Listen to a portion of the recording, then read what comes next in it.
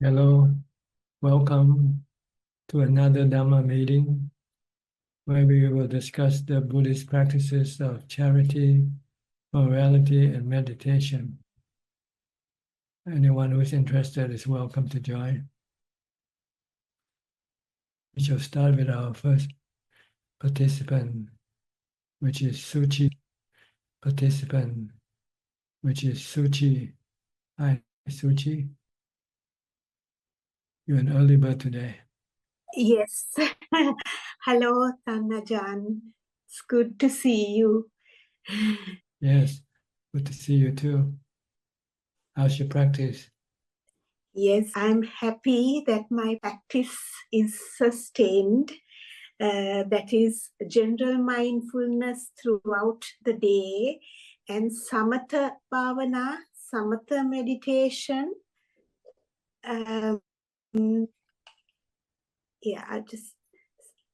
Samatha meditation. Seated for about 15 to 20 minutes and walking about 10 minutes. Yes, you have to do more. I You have to. You have to gradually build up your practice. And eventually when you can get into jhana, you can still not resist it. But with equanimity, your mind can remain still and not reacting to the cravings. So try to concentrate on mindfulness and meditation first. You have enough knowledge already, but the knowledge you have is not useful yet. You cannot use it to get rid of your suffering yet. Yes. Yes, Tanaj. Yeah. Yes. You have any questions tonight? No questions. Like to pay respects and listen. Like to pay respects and listen.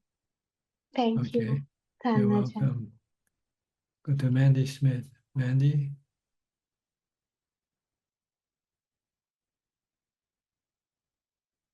Good to see you. I hope you are well.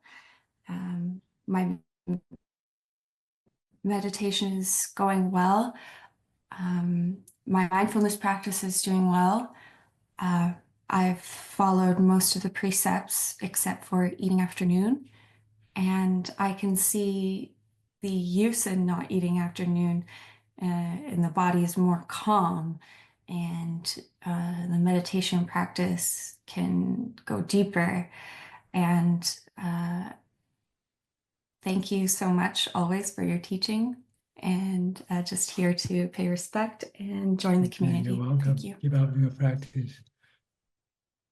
Okay, next we'll go to Cove from California. Hi, Cove. Hi, Ajahn. How are you? Fine, thank you. I want to ask about my meditation.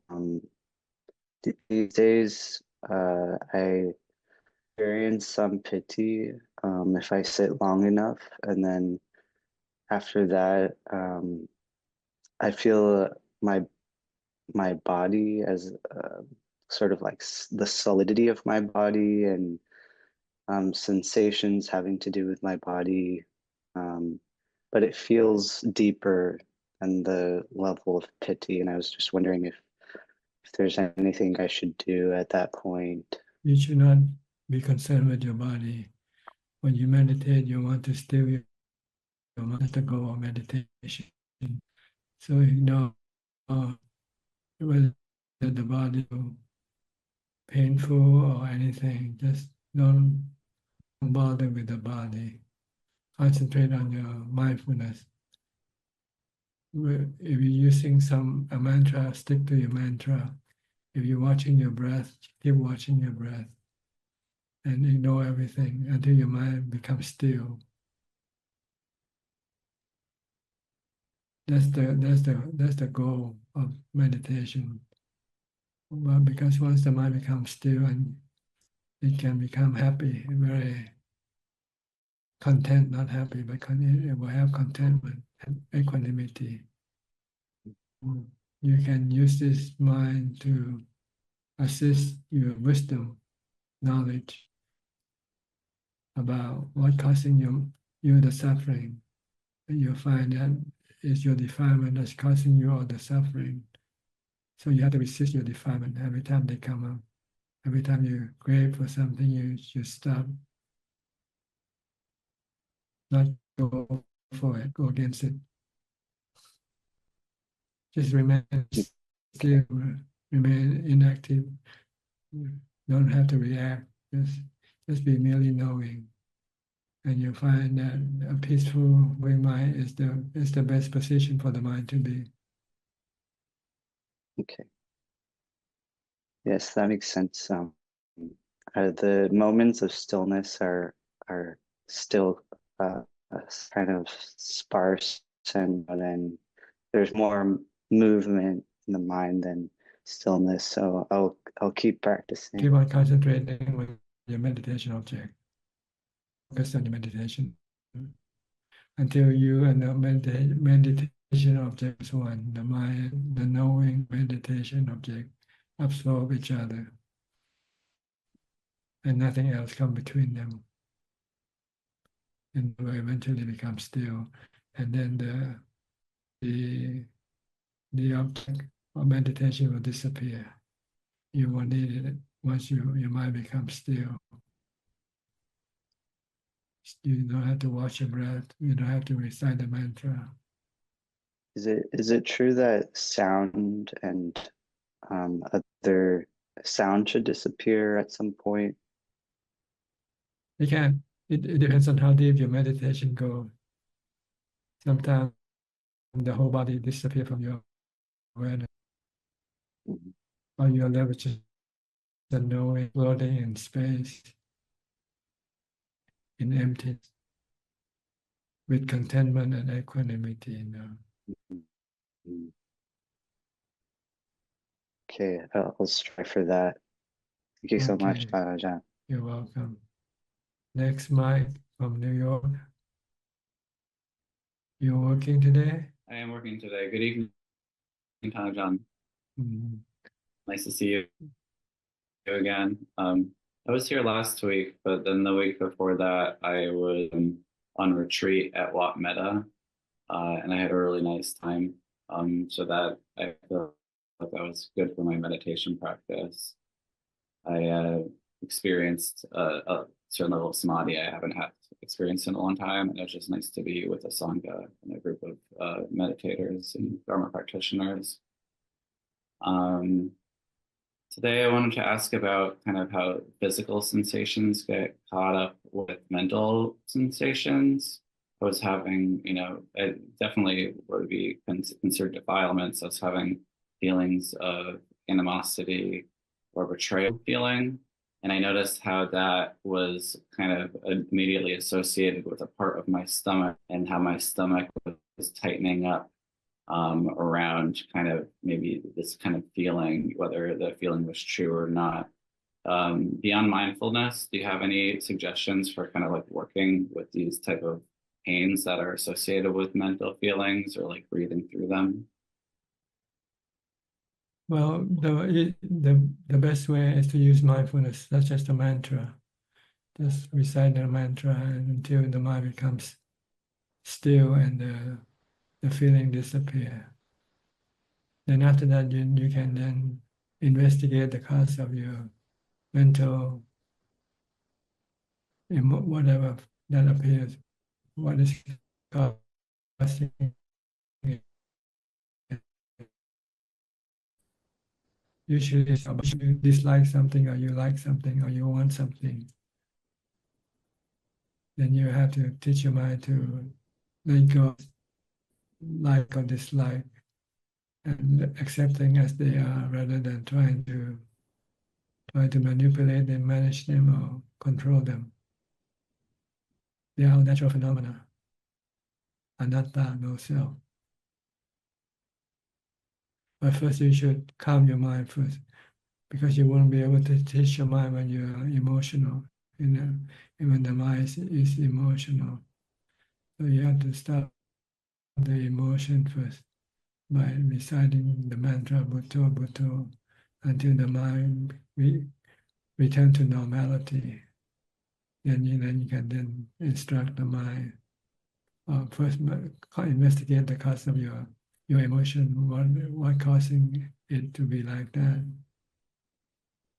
It's usually either craving for something or craving for not having something, craving for getting rid of something or craving for something, being or not being, or craving for sensual pleasure.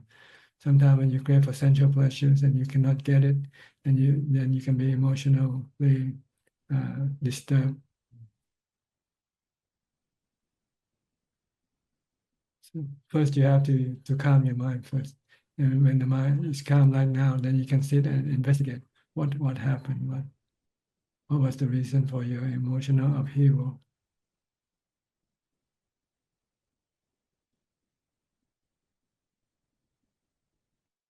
A lot of sense.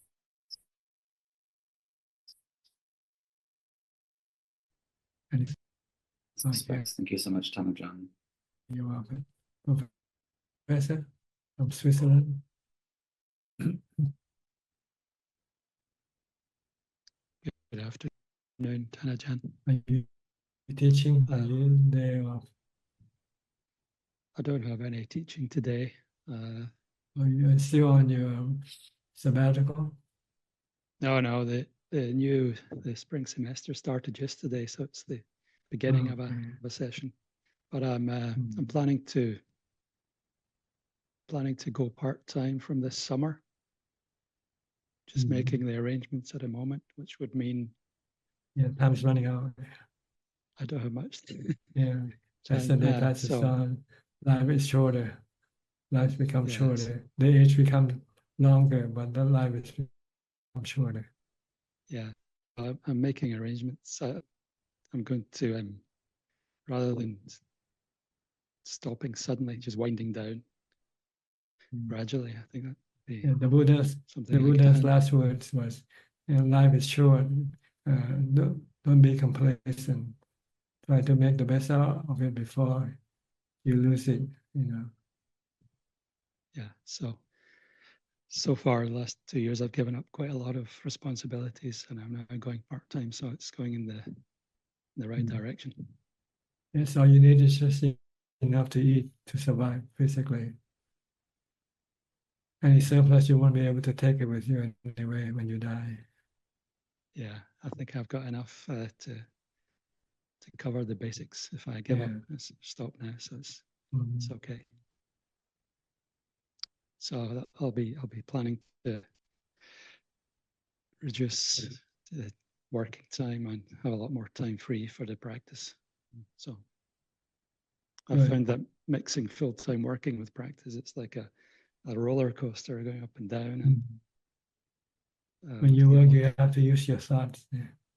When you meditate, you want to stop your thoughts, so they're going in the opposite direction. Yeah, and I find that more and more frustrating. I want to get more consistent practice going. So that's the plan. If it works out, that'll be from summer onwards. You have any questions? I have no questions today, Ajahn. Thank you very much. Thank you. I'll go to Also Sim from Penang, Malaysia. Good evening, Ajahn. My practice is going well. Okay. I've been practicing every day, but my knee is giving me problem, and I walk also got problem, painful. That's old age. Yeah. Aging. Aging, sickness coming right after it. Then death will be eventually the final destination for the body. Right. Just contemplate and be ready to accept it. If you can accept it, then there will be no suffering, no pain. I let it be. I let it be. Yeah. When I meditate, most of the time I go into samadhi, then only the knowing mind and the body disappear. Then after that, throughout the day is contemplation sometimes comes naturally. Throughout the day, a few times the thoughts of death will come up.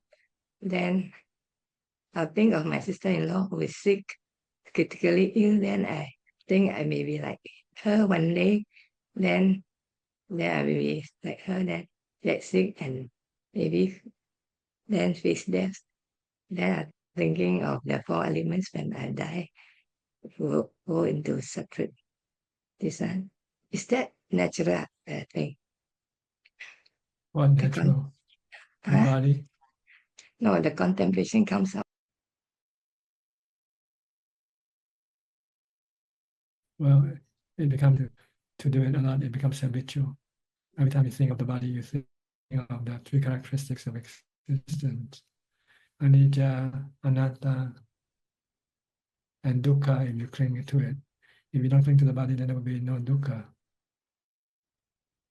The death contemplation keep coming out throughout the day. Is that Good, also? because the Buddha said you should contemplate death all the time, every breath. When you breathe in, when you don't breathe out, you die. You see. When you breathe out and you don't breathe in, you die. So you don't forget and prepare yourself for this eventuality. Once you're prepared, once you're ready, once you can accept it, then there will be no suffering, no dukkha. This Chinese New Year, my ex-colleagues, my college mate, my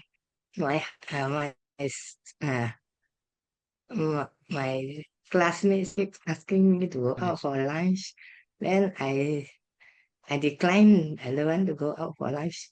Then my friends say they keep asking about me. Then one of my friends say you must call her up because she's keep asking about you. You are not going for the function. Then I say you continue to stay at home and refuse to join the gathering. One day you become an introvert.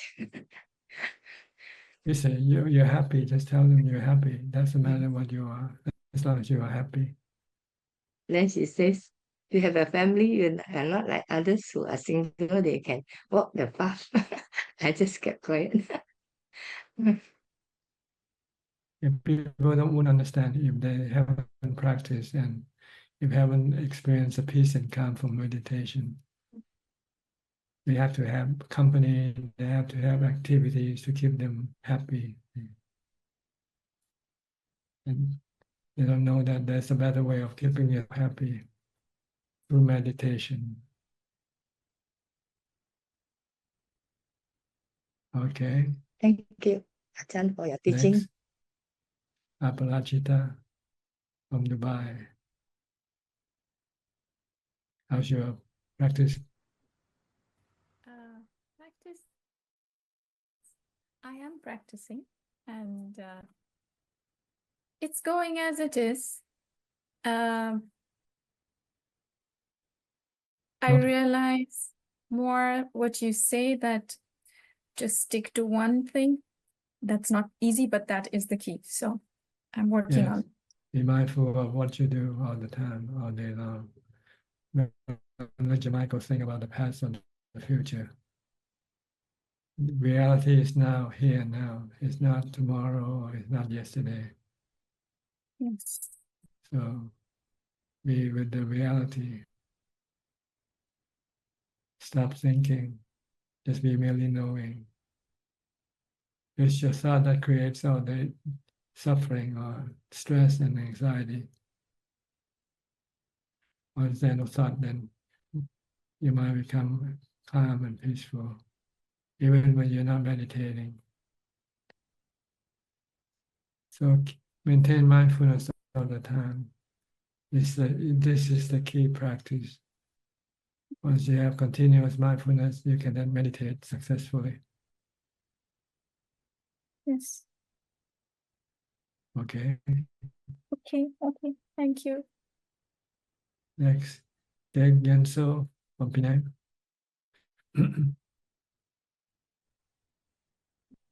to pay respect. No question. Okay. Rohini from the UK.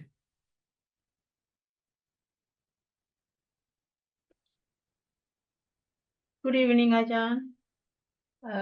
No questions today. I just want to pay my respect and listen to the talk. You are still practicing. Yes, yeah. My practice is going well. I am mindful most of the time, but not 100%. Yeah. Try to make it Ajahn. more Yeah. continuous. Yeah, I try to be mindful all the time, but the something or the other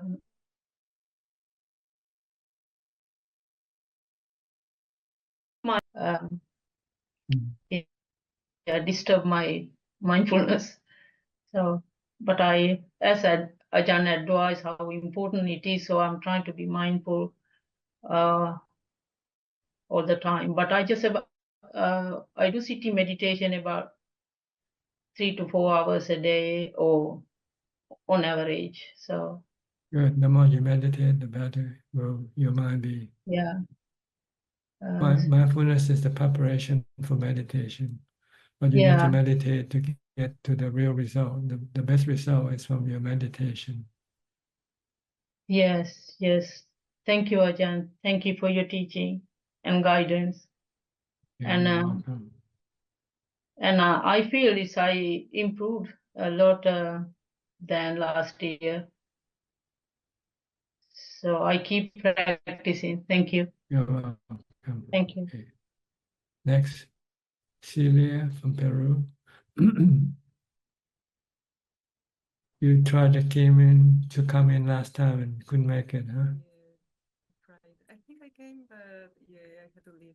Can you speak louder, please? Yes. Can you hear me there? Okay, better now. Can you hear me well? Yeah, better now. Okay. I will speak a little bit closer. So yes, I do have a question for you today. It's about death and the loss of loved ones, particularly the person that you love the most, no? That you have built your life around this person. So many times I just say, and in this session you also said it, that you have to accept your own death and the death of loved ones. Yes. No? But what does exactly mean accepting? No, like how can you do that without feeling much pain and grief? No, because I understand that there's a big sense of self involved in this. No, it's like it's my body that is going to disappear if I die. It's the fear of where will I go in my next life, and of course I'm grieving that my mother is going to die. No. So it makes me feel that only arahants can actually accept these things without any pain or grief because they don't have any sense of self, no? And I'm thinking about Ananda Arahant, who dearly grieved the death of the Buddha, and he was already a Sotapanna then, no? So if he was a stream enter and still he felt so much pain and grief with the death of somebody who was so close to him, what is there left for us, no? So we're just like common worldlings.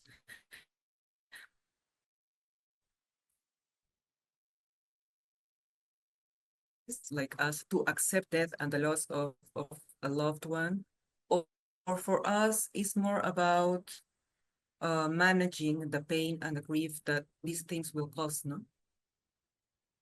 Well, it depends on how strong your attachment to the person is. The stronger the attachment, the stronger the pain when the separation happens. The less attachment, then the less pain. And also the preparation. If you constantly keep reminding yourself that one day you will have to be separate, they have to be separate from you, and you gradually will absorb this knowledge into your consciousness. So you are prepared to actually meet the eventuality, and there will be less pain or no pain at all. But shedding tears doesn't mean you grieve. Sometimes you shed out of what we call dispassion or something like what the word of looking at understanding the fact of life, that life is like this, you know. But it doesn't mean that you grieve or anything like that, but you just feel that, you know, life is sad.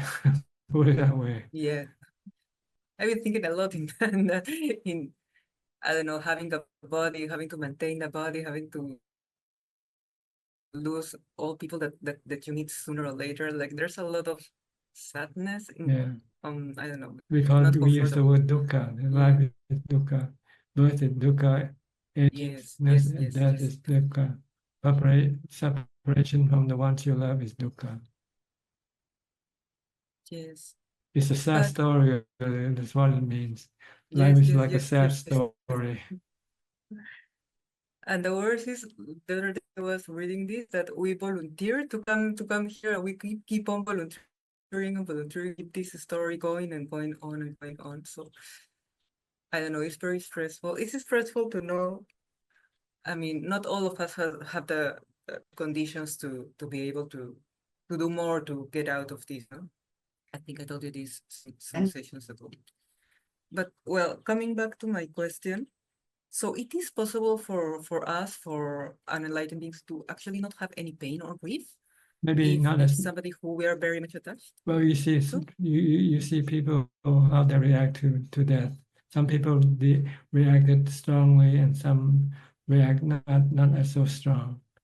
So each individual will react differently depending on how much they accept the reality of it. I had an aunt which it didn't seem that she had a lot of pain and grief. She died of cancer many years ago, but she took it even better than all the rest of the people who were around her.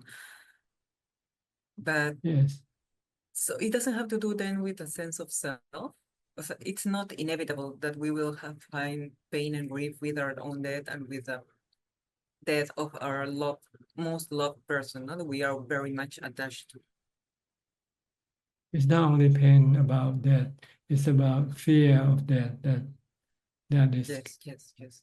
that is always in the back of your mind every time you think about death. And this one is much harder to get rid of. You have to become a sotapanna to be able to get rid of this fear of death. Death. But feeling sad about And a death, loss of this is not as painful. The fear of death is constantly behind in your mind. That makes you not happy, not being able to be happy. yes. One Once can manage this sadness. No? Pardon me. Continue. Continue, please. A Sotapanna can get rid of the fear of death. He has no fear of death. But if you lose someone he loves, if you want to shed a few tears, that's possible. But not grieving, just feeling sad. That's all. Not to the point where a person can no longer remain normal, you know. Okay, I get it. So You grieving can means remain normal. Yeah. It depends on how you grieve. If you grieve until you become abnormal, you cannot function normally, then this is painful suffering, you know. But if you just feel sad, you know, losing a few tears, but you continue on with life as normal, as nothing has happened. you have to be a Sotapanna for that, or you can all of us, like we haven't had any attainment, we can also get to that point. It's more important about yourself than other people. So Yes, I'm thinking to myself, yeah. is it possible that with the practice I will get to a point that yeah. I can see myself grieving forever, but yes, and just feeling sadness for the loss of a loved one or feeling stressed by my own death, but not making such a big issue about that. That's Is it right. possible? Mm, You can still function normally, as if nothing has happened. yes. It's like watching a sad movie, Yeah. and once the movie is past, you shed a few tears and then you move on. Yeah. With death, your own death is a little bit more difficult, no? Because I can imagine, like, as you say, if I think it's my death, yes, it's sad, but if your fate, complete different story, because there, yeah, you have to accept, you have no choice. No? One thing is to just think about it, and it's in your imagination, and you can play with that. But when you have no option and you have it face to face, it's very Yes, you difficult. need No? to. Then is You, when the you practice need the shows. equanimity for meditation to keep your mind stable, not being affected by the the the by death. But it can be done. Yeah, I get your point now. Acceptance. Yeah. Yeah, I wasn't sure about what exactly acceptance meant. Acceptance, Everybody just says really that. do nothing, let it happen. Like accepting the snow, accepting the rain, accepting the wind. What can you do? You couldn't stop them, right? If it's gonna But those rain, if things, it's like, gonna snow, what can but you it's not do? my rain, it's not my snow, so I can let that be. But when it's your thing, yes, it's more difficult.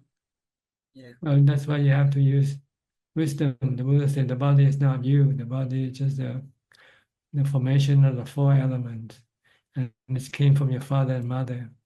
You have no part in this body at all. If you search the 32 parts of the body, you will find yourself in the body. So you have to do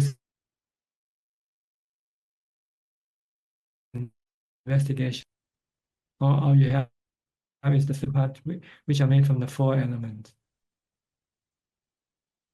You are the knowing element. You are the fifth element that possess this body or take control of this body by sending the stream of consciousness to attach to the five sensual organs of the body, and then direct the body to do whatever you want it to do. You and the body is like a puppet, and you're the puppet master, the puppeteer. It's you who tells the body to say, to do things, If you don't say anything, if you don't have the body to do anything, it won't be able to do anything. It waits for your order. So you have to understand the relationship between you and your body. You are not the body, you are the user of the body, like a driver of an automobile. Yeah. Whatever happens to the body of the automobile doesn't happen to the driver, right? Yeah. I should use that contemplation, like, for the rest of my of my life. I think it's a very useful contemplation, isn't it? Yes, but you tend to forget. See. After a while, Yes. you get absorbed into the old way of thinking. I'm the body Yeah. is me. But this is why the Buddha asks us to constantly investigate the nature of the body as being anatta, no self, not yourself. But For you that, won't be it's able to okay do it. if we just please continue. But you won't be able to do it because your mind is there. Because your mind is usually being led by your defilement, your delusion. So you have to develop more mindfulness to pull the mind away from the delusion. Right now, most of the time, your mind is being directed by the delusion, not wisdom. Yes. So you first must rescue the mind from the delusion by using mindfulness to stop thinking, because most of your thoughts are being driven by your delusion. Once you could stop, then the next step is to direct it to think in the direction of wisdom, to contemplate, to investigate the three characteristic nature of the body. And you have to do it all the time until it becomes habitual, becomes part of your consciousness.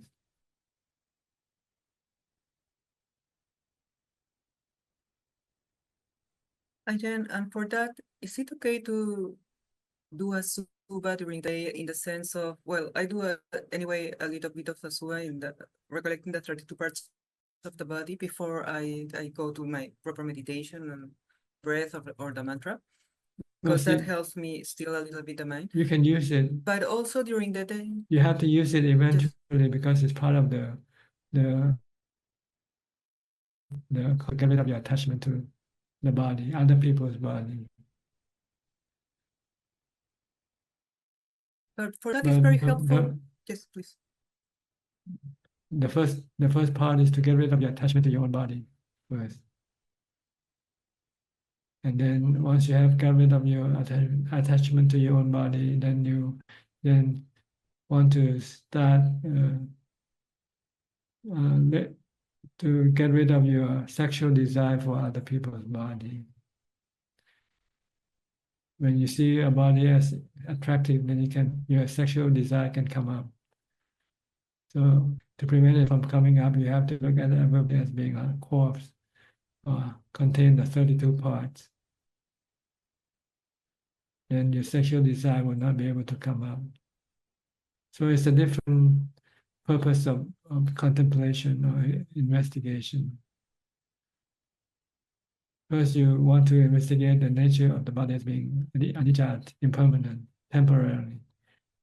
It's changing all the time from birth to death. Eventually, this is the journey of the body. So that you can then accept, whether you accept it or not, that's what's going to happen. If you don't want to face it, you get dukkha. If you want to face it calmly, then you have no dukkha. And to be able to face it calmly, you need equanimity for meditation to do it. Right now, you will not be able to do it because your mind reacts too strongly to this knowledge of death. Yeah. So when you want to calm your mind, you can use any type of object. If you're using a supa can calm your mind, you can use that. But it's not for the purpose of wisdom yet. You just want to calm your mind down. Yeah. And during the day, yesterday, for example, I was watching these videos. Also, the video that you have in your playlist of these from going from birth until death. I mean, all the way the lifetime of a person.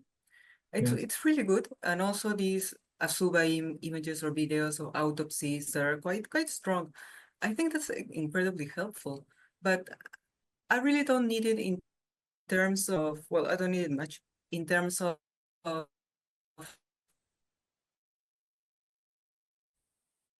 to see how my body understands a little bit that body in itself. Is that okay also to use those things? Sometimes it's a little bit strong. I don't get sad or depressed or anything like that, but I don't know. Is it okay to anyway continue watching those videos? Oh yes, they're useful. They remind you the fact that the body is constantly changing, moving from birth to death. It never stops changing. Every second is changing. Every second it becomes older, right? But the change is so minute you cannot see it right away. But if you take a photo of you now and 5 years from now, you can see there's a lot different. Yeah. It's impossible to feel the change, but when you see the pictures, you see, oh, wait, I have actually changed a lot. Yeah. That's right. So you look back at the time of your photo when you were a child and now. It's almost like two different person, right? But that's actually the same body, but it has grown up. And then one day when we get old, like the old lady, old people you see, your body will also. I'm already becoming these old people. Yeah. The wrinkles and the lots of white hair that before I didn't have so much, and now they're everywhere. Yeah, I'm already passing towards the elderly side. Now I understand the pain in the articulations and all that. Yes, it's you want to see it until your mind will not reject it, will accept it. that this is the truth of the body. Then when that happens, then there will be no dukkha when you come across it. Little by little. Yeah.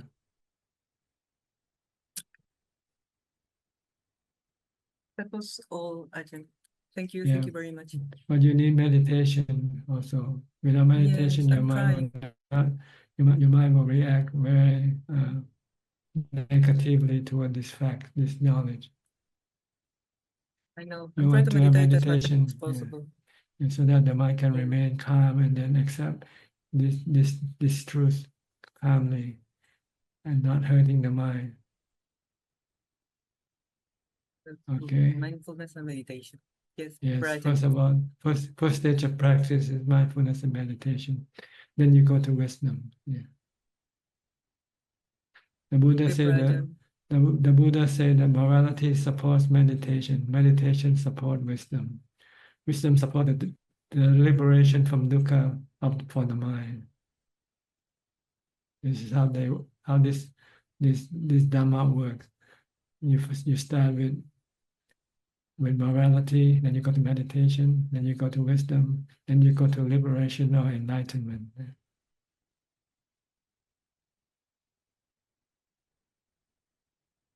Okay. So Okay. check Many yourself out. thanks, Ajahn. Where are you now? Can you keep the precept all the time, or you still breaking some of them? Yeah. I actually have some questions about it, but I will leave that for next sessions. I will try to, Especially yeah, but yeah, I think especially it's not bad. the 8 precepts. If you want to meditate successfully, you need to keep the 8 precepts. I keep them once and week yeah, no, it was actually 6 only that I said for 3 days, but yes, I think once a week by now, because yeah, I live with my mother. There's Yeah, lots you of can things to start do. once a week, but eventually you want to move up, increase to twice a week, 3 times a week, and so forth. If you want to advance in your practice, eventually you I want to keep definitely want to advance. every day.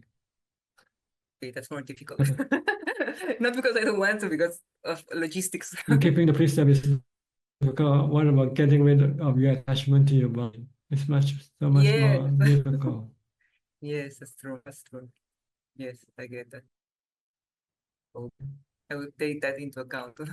Yeah, do step by step. Yeah. Start Okay. it from first grade and move to second grade, third grade. Right? Okay. I will. Ajahn. All right. Many thanks. You're welcome. Many thanks for your time. Be Next, well. Philip from Malaysia, Kuala Lumpur. Adeline is busy again, I guess. Yes, Guyun Tanjan. She is in the other room listening, I think via another device. Everything is calm, everything is quiet. But surprisingly tonight, the topic that everyone is asking, I actually have a question with regards to the practice of death contemplation, which is, I believe is Paranansati, right? Yes. I have been, I mean, a while back, I was taught a way to do death contemplation. After you have achieved like certain calmness in your meditation, is there any prescribed way to do it? I mean, I was taught that you to imagine yourself at birth, you can die at childbirth, and then as a kid, at peak of your life, and then old age, sickness, you can also die at any time and things like that. Also, I mean, that was how I was taught. Is there any prescribed way? Because I have gone through the internet and things like that. There are many teachers who have actually taught, I won't say differently, but same goal, but a bit maybe a different approach. Is there any advice that Thanajan can give on that type of contemplation or meditation? Well, simple. Just tell yourself that can happen to you anytime. right now you predict yourself that you're gonna live for until 80 or 90, right? But that's not true though. It can happen tonight, it can happen tomorrow. Nobody knows. So it's to be careful, to be not reckless. Then you have to presume that life could end anytime. That's the best way of contemplation. Like he taught the Venerable Ananda that when you breathe in, when you breathe in and you don't breathe out, you die. Or when you breathe out and you don't breathe in, you die. So that is between your in breath and out breath, really. And it can happen anytime.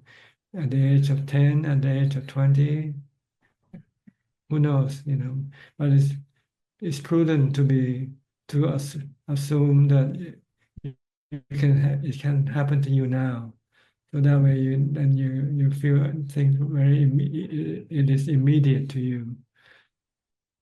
So it can have impact on your decision on what you should be doing now. Tanajan, I mean, even I mean, to an extent that the mindfulness, the thoughts, the feelings of the cessation of the feelings on a daily basis, how like happiness, sadness arises, things like that, I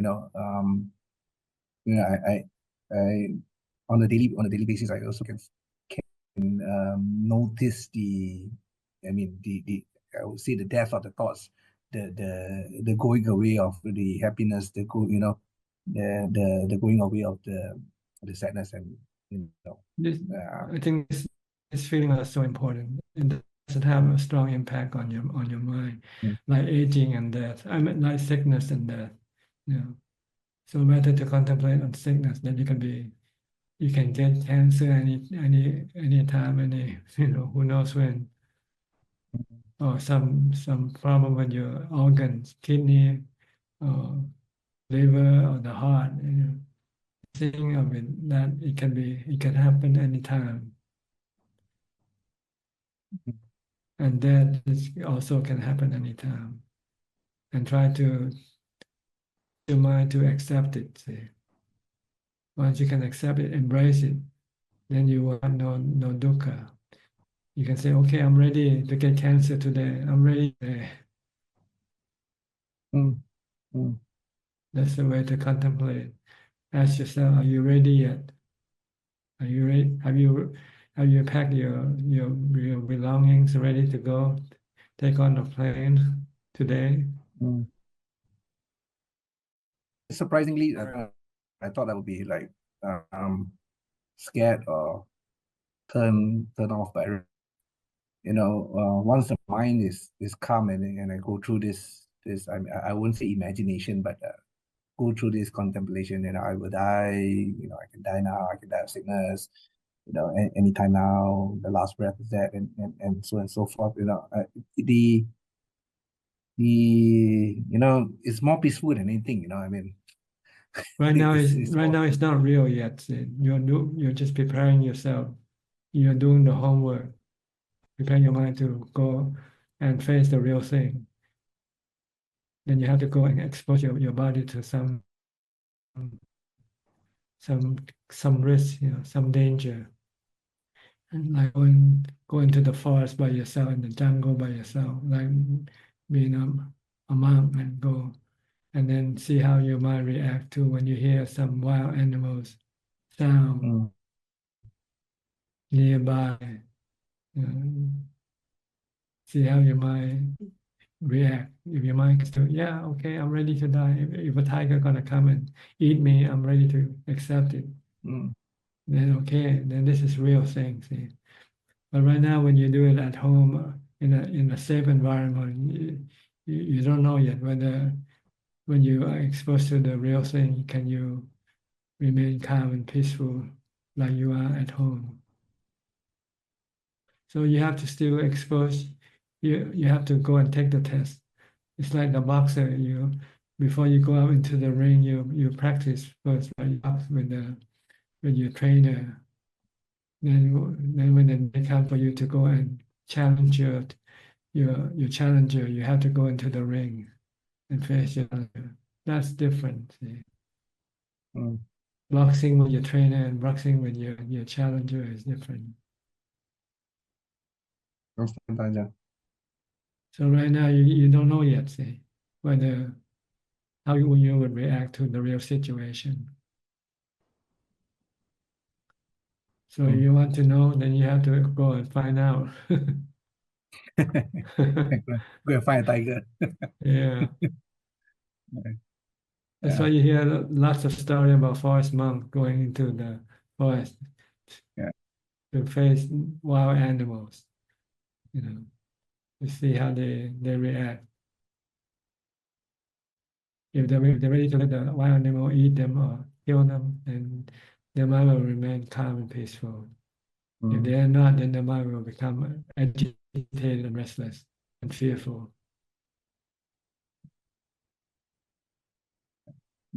Yeah, also because of modernization, in this era, right? I don't think there are a lot of wild animals left. Well, you have to maybe face some accidental situation like a car crash or something like that, and see how you react to the situation before you die.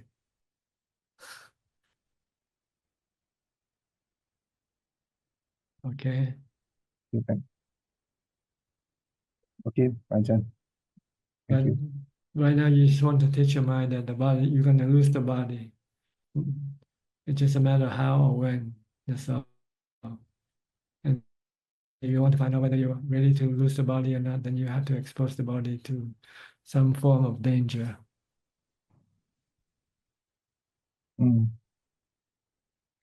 Okay. Yes, Ajahn. Next, Alvin, also from KL. Namaskar, Ajahn. Ajahn, I was just listening to one talk on this. I think you have mentioned before, so this word, this celebration, the Dhamma Opanaiko, is saying that you bring it into your heart. Is it similar to Vipassana, Ajahn? Well, it means bring your mind and the heart have to be the one who experience it directly. So you want to bring wisdom into your heart, you have to expose your body to fear, to danger, and to see whether you can have the fearless Dhamma come into your heart. I see. Okay, so basically it's to experience it with wisdom, right? Yeah, if you're in a normal place, not safe place, you won't be able to know whether you're fearless or not, right? Yes. We always think that it's always easier to meditate in a familiar place as well. Right? So, yeah, whenever you go out there, you feel a bit more fear. That's what I experience. Yeah, unfamiliar places, the fear will arise for me. So it's harder for me to meditate. I mean, in places that I'm not familiar with, and if even in some in the monastery that I used to go to, because I'm not familiar with. But at home, it's so much easier for me to meditate, Ajahn. Yes, but it's still a safe zone for you, see. Yes. You haven't yet exposed yourself to danger to find out whether you can still remain calm, like when you're in your safe zone or not. Yes. Thanks, Ajahn. Okay. Thank you. Next, Rick Cooper. Hi, Rick. Morning, Ajahn. Yes. Hope you're healthy. Thank you for your teaching. I appreciate it. It's You're welcome. a little chilly here in Ohio. It's 10 degrees below Fahrenheit today. Oh, very cold. We just had about 10 inches of snow over the weekend. Just an update. The doctor has almost given me a clean bill of health now since my heart surgery. So things are coming along pretty good. I went back to some body contemplation.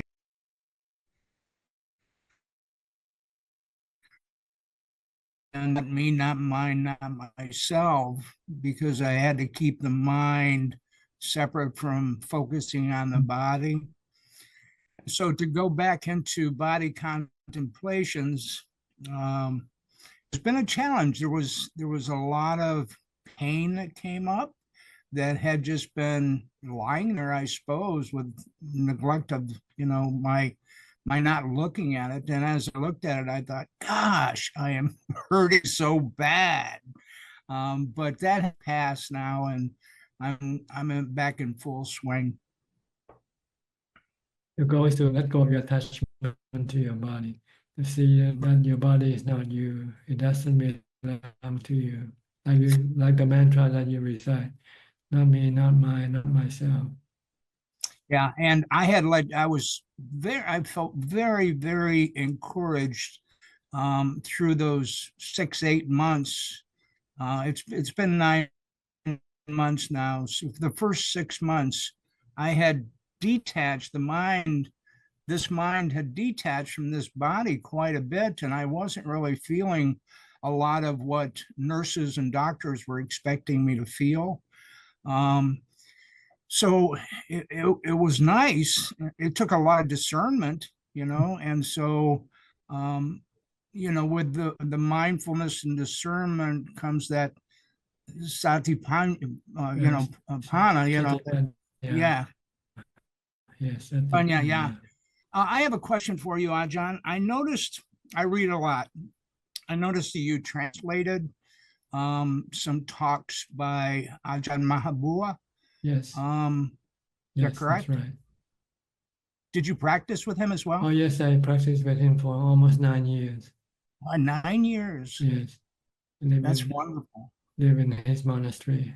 For my first year, after my ordination, about six weeks after my ordination, I went and stayed with him for nearly 9 years. That's wonderful. That's wonderful. What a blessing. I love his conversations about getting so elated with the radiance of the chitta, only to discover that it was Abhijato, No, it's not real. Right. So, well, thank you and appreciate your teachings. Okay, you're welcome. Also, advance and benefit from your practice. Thank you. Okay. Next step from Oregon. Is it -10 also there? No, it's actually quite nice. It's rainy but 50, so I can't complain. Yeah. Quite a swing, huh? Yes. Yeah. Within the same country, just a few thousand miles away. Yeah. I did have a question today. I have a good sitting practice, and I've been doing a lot better with my mindfulness, but I don't do any walking meditation. Is that something that I should be doing? When you need to. If you don't need to, then you don't have to. So it's not necessary? If you only practice just a few hours a day, then you don't really need to. But if you practice all day, then you have to change your posture. You cannot sit all the time. So after you sit for a long time, you feel tired, or your legs become numb and your body doesn't want to be sitting. Then you have to stand up or walk, do different posture of meditation. What is your instruction for walking? Just be mindful, either with the mantra or with your walking. Watch So your what I used to do is I'd be like lift, move, step. And then I heard a Dharma teacher say, if you're doing it like that, you're doing it wrong. So I just wanted to know what I was supposed to be doing as I was walking. Just be mindful of your step, left, right, that's all you need to do. Don't have to be too, so I was probably overthinking it. Okay. Yeah, the goal is to prevent your mind from running away to think about other things, that's all. If you have to keep watching your step, then you cannot go think about other things. Okay, thank you. That answers my question. But some teacher teach the lifting up of your foot and then placing it down. Yeah.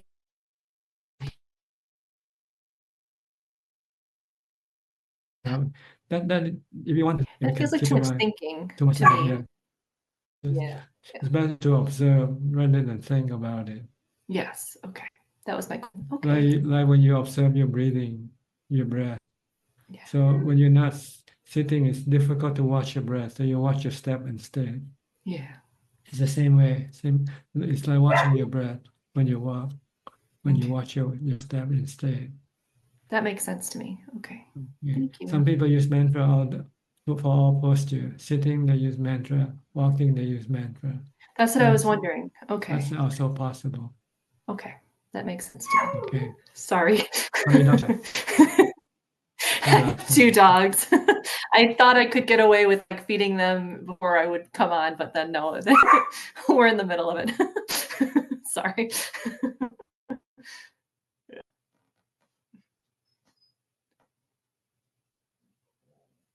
Oh, did I lose you? It's freeze. Maybe it's me. Okay, you're back. Yeah, okay. Sorry. Came Okay. back. Okay. All right. Okay. Well, thank you. That was All all I right, had. you're welcome. Thank you.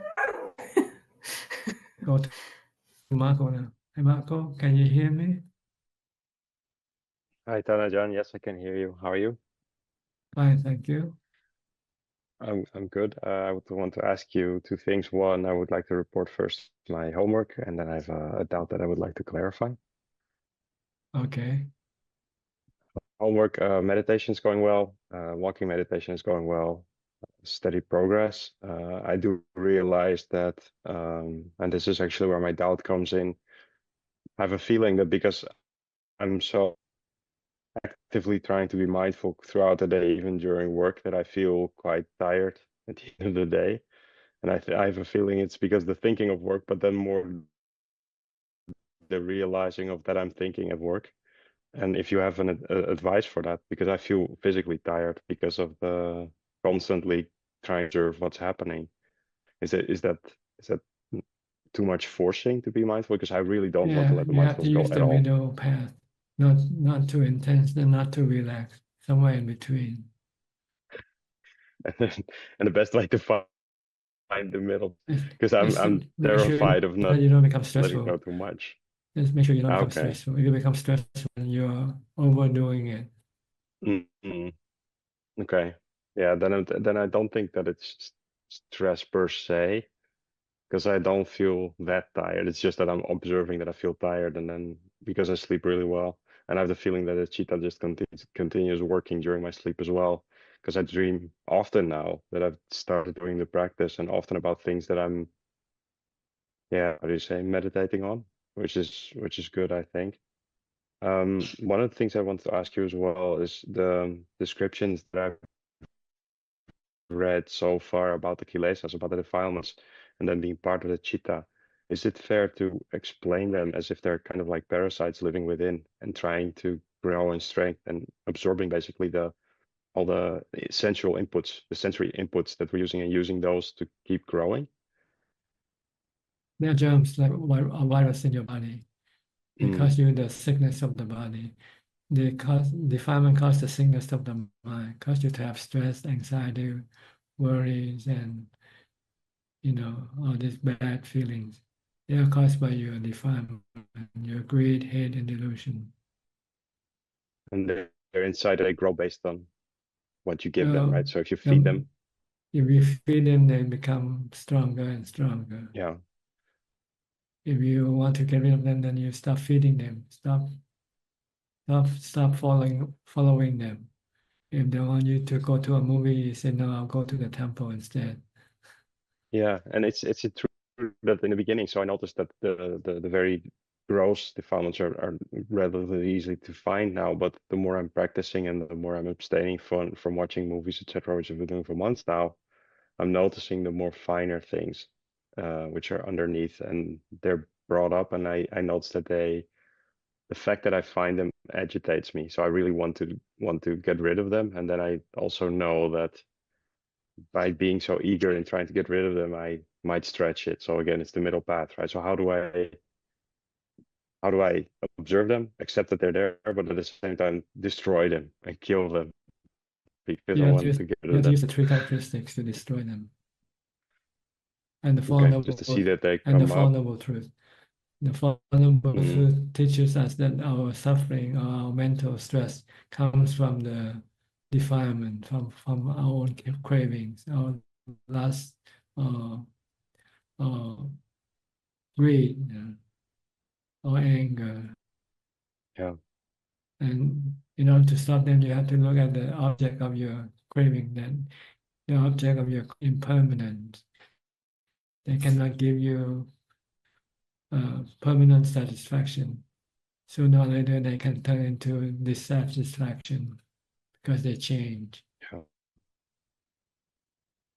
By holding on to the practice like I've been doing, I feel good when I do the practice. And actually, at the same time, I think there's some kind of fear out there that if I would even try to relax just a little bit, that I might fall back into old habits, even though I It's a good fear. It's a good feeling. yeah, Makes you more, more careful, more. yeah, that's something that I've also tried to hold on to in a positive way. It's like because I do feel the fruits of the practice so far, and at the same time I'm kind of harsh on myself because I'm going like, well, I've been doing this for months. Why am I not seeing in my meditation more results? And at the same time, like, but whenever the results do come up, it's not the results that are supposed to come up. And what I mean with that is I realize that I'm making my own barriers when I'm in my meditation. You're So you're craving for yeah, result, which you shouldn't do, because when you crave for result and you don't get it, then you can have disappointment or stress. yeah, exactly. And then when I'm in that point, then I'm actually going back to my breathing. I observe the breathing, and then afterwards I feel better. So it's like I'm slapping myself on the fingers for wanting to get more results, and by that I'm actually seeing the results. That's, I don't know, it feels like running a marathon, and you have to do your practice. It's not your place to expect or to crave. No. Your place is to keep on doing the practice, doing the work. Yeah, that has to And, be part of the being itself, right? and Every day I sometimes, right, and sometimes the result come fast, and sometimes they come slowly. Just don't pay attention to the result. Don't just pay attention to the work that you have to do, whether you're yeah, doing the work or not. I think my biggest fear is I don't want to come back. I don't want to go through the whole cycle again. I think I'm seeing the suffering in it so in so many aspects that I'm done with it. So I want to do my practice properly and reach Yes. that point. Yeah. Good. Just think about aging, sickness, and death all the time. They're your future. They're waiting for you. So it can Yeah, make you afraid to come back again. one of the things I was contemplating that I just don't understand about, and again, this is thinking force, but what I don't understand about it is the one point everybody's like afraid of the dying bit, whereas if you know what happens afterwards and you're gonna come back, it's actually worse. So it would actually be better if you just worry only about the dying bit. So why is it like this, that you have this fear deep inside yourself, whereas I do feel certainty that there's way more that I have to worry about afterwards. That's why I follow my practice as well. That's why I don't want to come back anymore. Because what if in the last moment I'm not going to be mindful? My rebirth is going to be not beneficial. It's going to be difficult. I don't even want to take that risk anymore. So, but then where does this fear come from? It's strange, and that's the bit I don't understand yet. But it's not mine to know at this point yet. I'm just going to keep on following the practice. I'm not going to fall back, and I'm not going to lapse in taking it easy. I don't want to. Not gonna happen. Yeah, the goal is to stop our cravings. That's all. Yeah. Once there are no craving left, then there will be no rebirth. Yeah. Okay. Anything else? Thank you. No, I'm curious if my son is gonna ask certain questions tomorrow. So he was, yeah, it's been interesting to talk with him and see some of the things I was mentioning the last week to you as well. I think I'm seeing a lot of my own, how do I say, character flaws in him, which is on the one hand a good thing to see because at least I can guide him, but at the same time it feels frustrating because I also know he doesn't know what it will bring, even though it's his own path. And this is one of the things in suffering that I see being a parent. Like you see what's happening to him, you see the steps he's taking, and some decisions that he makes, you know that they're not the beneficial ones. But at the same time, they're his to make. And it's difficult to have the craving in that to actually not to kind of protect him from those steps. Whereas then I'm seeing him as my son again. And if I then think about, well, let's say that he was the neighbor's kid or somebody else's, well, then why wouldn't I feel like that? So it's again back to myself. I see him as part of me, and that's why I now worry about him. Whereas of course I have my responsibilities, but it's not wise to hold on into that depth. But it's very difficult to live in an environment where you see that being a parent has certain expectations. But if you want to be a true Buddhist and see convention for what it is, you sometimes also have to let go of that bit. And it's a very difficult line to find, I think. And I do think about those things a lot. Well, it's your defilement nature to want the thing that you possess to be good and last. Yeah. Whether your body or other people's body or money or anything. If you possess them, you want to keep them, right? You don't want them to go away from you. True. And you want them to be good. But sometimes you cannot force things. I always look at everything like the weather. Yeah. They can change. And it can be predicted 100%, right? That's the other thing. Anything can True. happen to them, to me, to you. True. True. We are like walking on a tightrope. We can fall off anytime. Yeah, so let's stop walking on the tightrope, right? That's life. See, life is like walking on a tightrope. Exactly. Yeah. And we chose for it ourselves. That's awesome. Thanks, Ajahn. Okay, you're welcome. Next, B. Ravin from Bangkok. Good evening, Prajan. Nice to see you again. Yes, you've been away, huh? I was away last week. My sister was hospitalized, so I was visiting her at the hospital, but she's discharged now. She's a doctor herself, isn't she? That's right. That's right. Okay. So Prajan, you should use an example to remind yourself that this can also happen to you. Every time you see a sick person, you say, it can happen to me. You see a dead person, you say, oh, it can happen to me also. And it makes it more immediate, more real. Then it forces you to examine yourself whether are you ready for this or not. Yes, contemplation. Yeah, if you're not ready, it means you have to do more meditation. Your defilement is still rejecting this truth. Your defilement doesn't want to accept it. So you have to use mindfulness to weaken your defilement. Yes, I think it's like a 3-step process. Mindfulness strengthens my concentration, and then when I meditate better, I find it easier to accept sickness and death. But only at the moment where my concentration is at its strongest. I realize this because after I come out of meditation, it weakens, and then after a while, I go back to being normal again. So I need to do more meditation. You'll find that you have to do all day long eventually, if you want to be able to control your defilement. So defilements are very good at kind of evading our concentration. They're working 24 hours a day, defilement. They never stops. It's our Dhamma that keeps stopping. Our mindfulness and our wisdom keep stopping. Like a slow train, while the defilements are like a bullet train. It's acting very fast. So you have to work hard, mindfulness and meditation and contemplation in order to be able to catch up with your defilement. Yeah, they're very, very hard to control, Prajan, but I can at least seek solace in the fact that if I meditate, I know that at least for that moment, they're gone temporarily. Yes, you have to do more.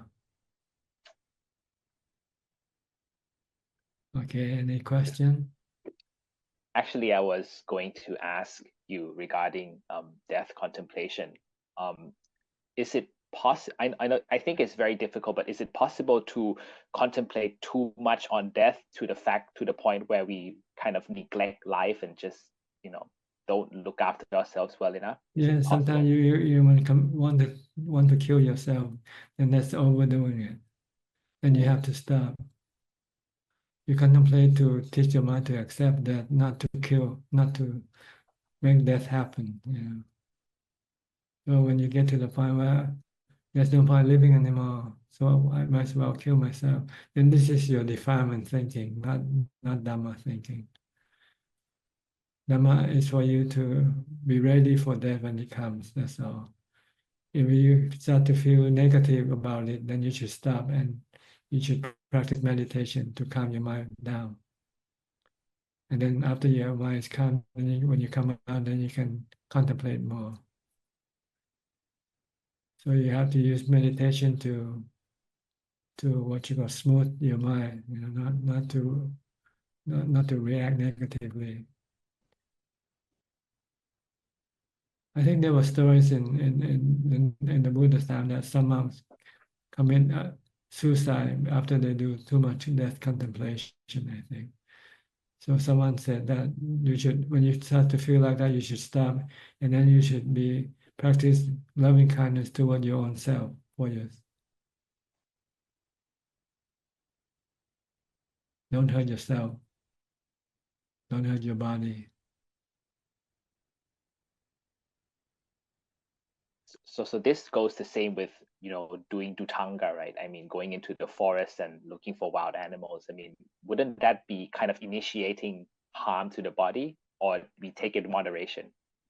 That's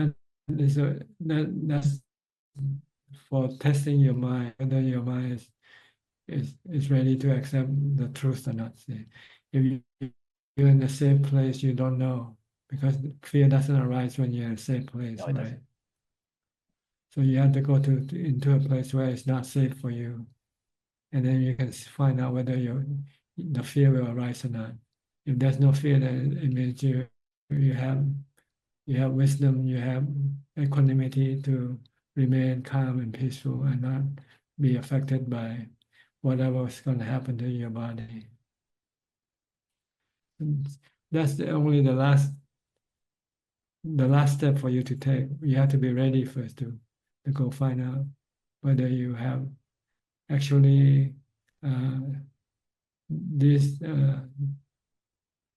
detached from your body. And if you don't go into a place where you're forced to give up your body, you don't know whether you're ready to give up or not. But if you're in a dangerous place, and you feel that you might lose your body, so you'll find out that your fear comes from your attachment to your body. And if you want this fear to disappear, then you have to let go of your attachment. Instead of running away from the fear, the thing that cause you fear, toward them instead, to prove that you're not fearful.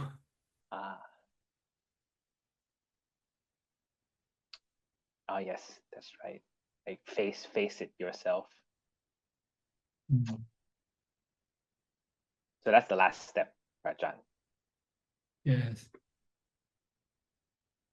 That's different from the middle path we talked about. The middle path is when you contemplate and your mind start to react negatively, then you should stop. And then calm your mind down first. Your mind doesn't have enough equanimity to accept the contemplation. So you have to stop the contemplation and then recharge your equanimity by meditate. After you come out of your meditation, then contemplate again until to the point where the mind start to react negatively again, and you stop. So loving. The purpose of doing a lot of contemplation is to not to forget the truth. That's it. But sometimes trying to do a lot of it can become negative, can cause negative reactions. So you have to stop temporarily and calm your mind down first. It means your mind doesn't have enough equanimity to continue with your contemplation, your investigation.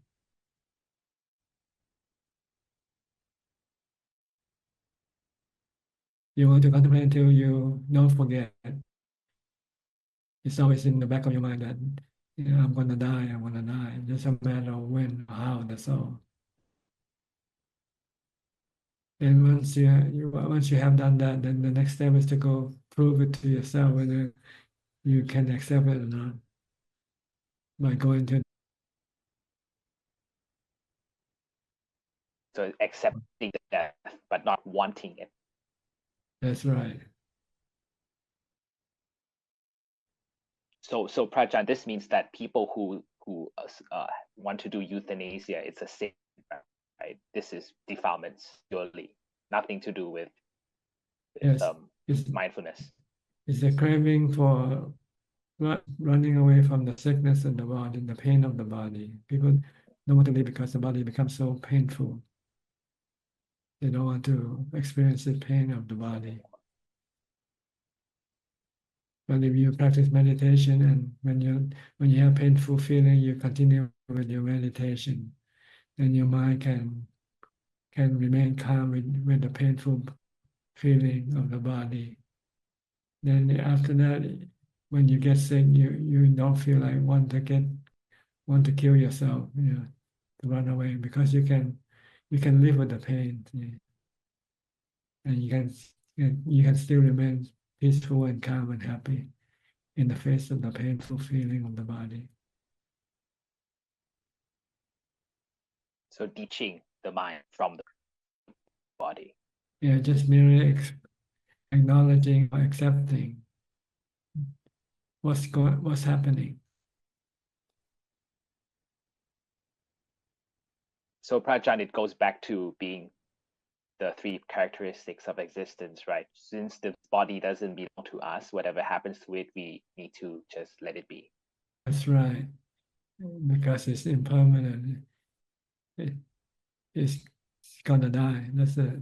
Anything that rises will cease one day. Will cease one day. Birth, aging, sickness, and death. Yeah. This is the path of the body.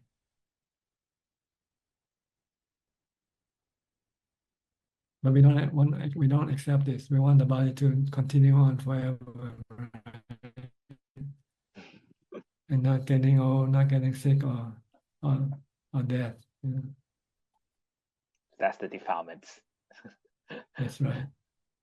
When you have this defilement, when you come up face to face with aging, sickness, and that, you become painful. You have dukkha. And mental suffering is even worse than physical suffering, Professor Oh, Prajna yeah. once told me. Mhm. Doesn't go away easily. You have to practice.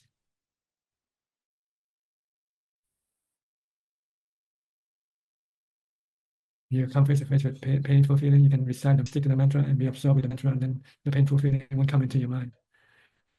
You forgot about it, and then there will be no stress that is being created by your craving for the painful feeling to disappear, because you forgot about the painful feeling. Oh, okay. So we shift our focus away from it so it doesn't bother right. us. That's right. So it doesn't create this craving for the painful feeling to disappear. When there's no craving, there's no stress, no suffering in the mind. Then you can coexist with the painful feeling of the body. It's the stress in the mind that you cannot coexist with. You cannot live with it. But you can live with the pain of the body if you can keep your mind calm and no stress. And you use mindfulness to do this. Yes, All Prajna. right. I will try to observe this the next time I get painful feeling. I'll try and keep my mindfulness up. Yeah. Try not to reach for any painkiller and use mindfulness instead. Yes, Prajna. Because the pain, the real pain is in the mind, not in the body. The pain in the body is minimal. The strong pain is in the mind, and you have to use the medicine for the mind, which is mindfulness and wisdom, to stop the strong pain, the stronger pain. The weaker pain, you can ignore it. You can live with it. Yes, Okay. Prajna. Thank you so much. Next, Ricardo from Uruguay. Thanks for your information on Uruguay and Paraguay.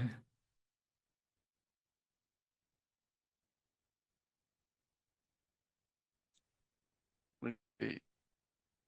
Hello, Ajahn. Can you hear me? Yes, Because perfectly. Okay, thank you for your session, and nice to know that you're well. I have two questions. The first one relates to the walking meditation every morning. I do like almost 4 kilometers walking and trying to be mindful all the time about every step, as you taught me, left, right, something like that.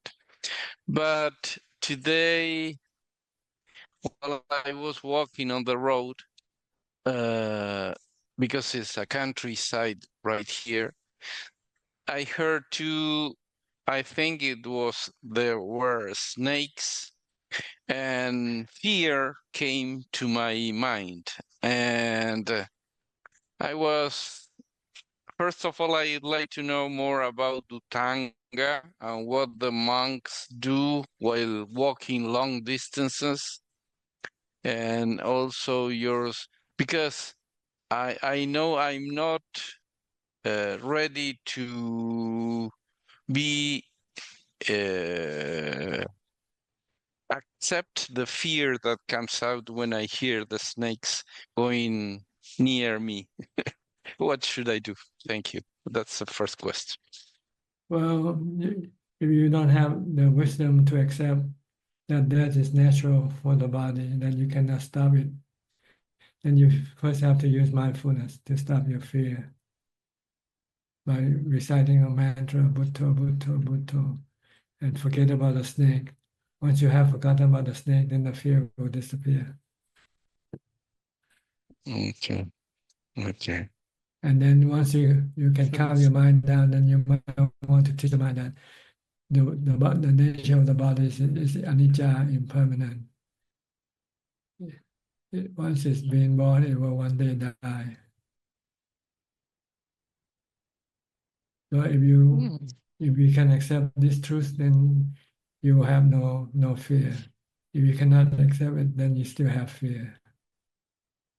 If you say, okay, I accept that if I'm gonna be bitten by the snake, let it be. Then the fear will disappear. But if you say, no, I cannot be bitten by the snake, then you still have the fear. Yeah. Yeah. Okay. Okay. The second question is what some monks call, and I have experienced, the sound of silence. Sometimes when I meditate, and sometimes when I do even go walking, I can like hear on the background, on the very background of everything, the silence, like a silence that is there. But I don't know if that's correct. Should I experience that? Should I get rid of it? What do you You suggest, should just leave please? it alone. If it comes, let it be. If it doesn't come, don't worry about it. Okay. Your goal is to keep the mind merely knowing. That's all. That's the purpose of the practice. Just be merely knowing of anything, and then let go of your attachment to them. Don't react to them. Let them come and go of themselves. All right. Okay. Okay. Because everything is not under your control. Yeah. So if you want to control them and you could not control them, then you can get suffering or stress from trying to control them. But if you don't control them, then you won't have any stress. Let them come and go as they like. This is true with everything. This is the whole purpose of our practice, is to let go of everything. Don't manage, don't control. Just let everything be. Contemplate. Let the weather be, let the money be, let the people be, let your body be, let everything be. And just be merely knowing, that's all. No reaction. In Spanish should be lo que será, será. Yeah. That's right. Okay. I think maybe this is from a silent Buddha. Maybe one of the Spanish might have become a silent Buddha. He knows the truth, but he could not teach the truth to other people. Yeah. So he just tells, just to let go and let everything be. Okay. Can you do that? Even the dog barking. Yeah, anything. Just let everything be. Be really knowing. That's the function of the mind, just knowing. No reaction. Reaction is the function of a defilement of a self, of a self. Yeah. Okay. So you want to go back to the true nature of the mind, which is the knowing element. It only knows. It doesn't have to do anything. It just knows. Then there will be no suffering. But as soon as it reacts with defilement, then it's creating suffering in itself. All right. Thank you, Tana-chan. And you need to practice the Be well. mindfulness. You need to practice the mindfulness to make the mind just to be merely knowing. And then you use wisdom to remind, and then you use the wisdom to remind yourself to remain knowing and not reacting. Okay, good. Thank you. Be well. Thank you. Next, Belinda from Singapore.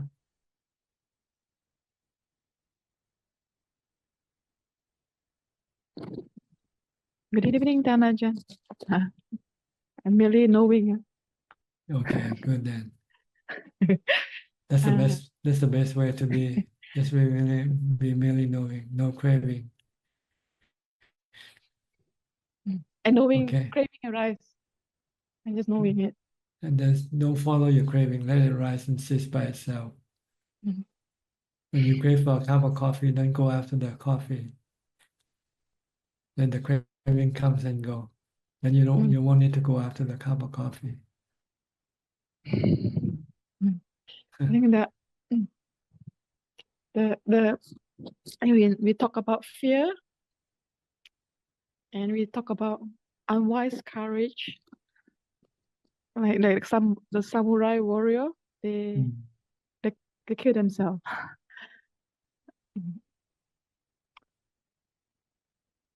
Okay. that fine line, that tightrope that you talk about. It's how the defilement swing from love to hate. When you love the body, you're afraid of losing the body. When you hate the body, you want to kill it. You want to get rid of the body. The Dhamma path is in between. The middle path is in between love and hate of the body.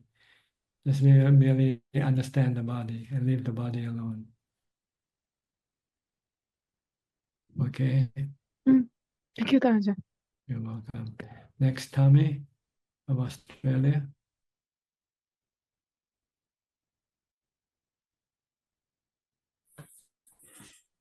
Namaskar. How are you? I'm good. A bit tired. It's almost 2 o'clock in the morning here. Okay.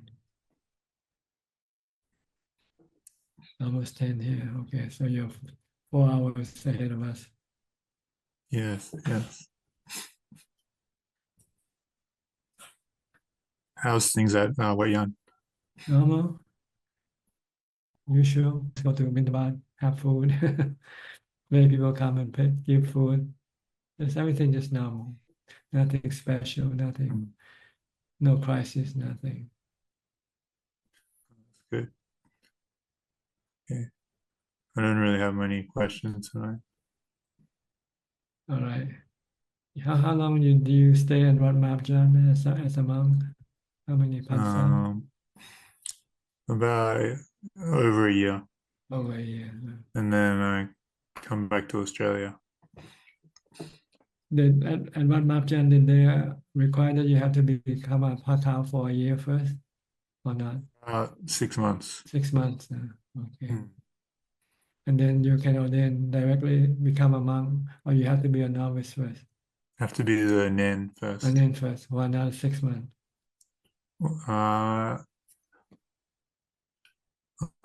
Depends. 6 months to a year. I see. Yeah. Yeah. You feel being discriminated because you're a foreigner and you have to go through this? Yeah, Thai monk. Thai monks don't have to do it. Yeah, because they have temporary monks there. So they come for 1 week, they ordain before you. Yeah. You get to wash their feet after arms round. Well, once you become a monk, you have to respect them. Yeah. It's a good practice of humility. Get rid of your ego. That's the purpose of requiring you to become a pakao and a novice before you can become a monk. To teach you humility. Yeah. I don't have much of that. What, ego or humility? Humility.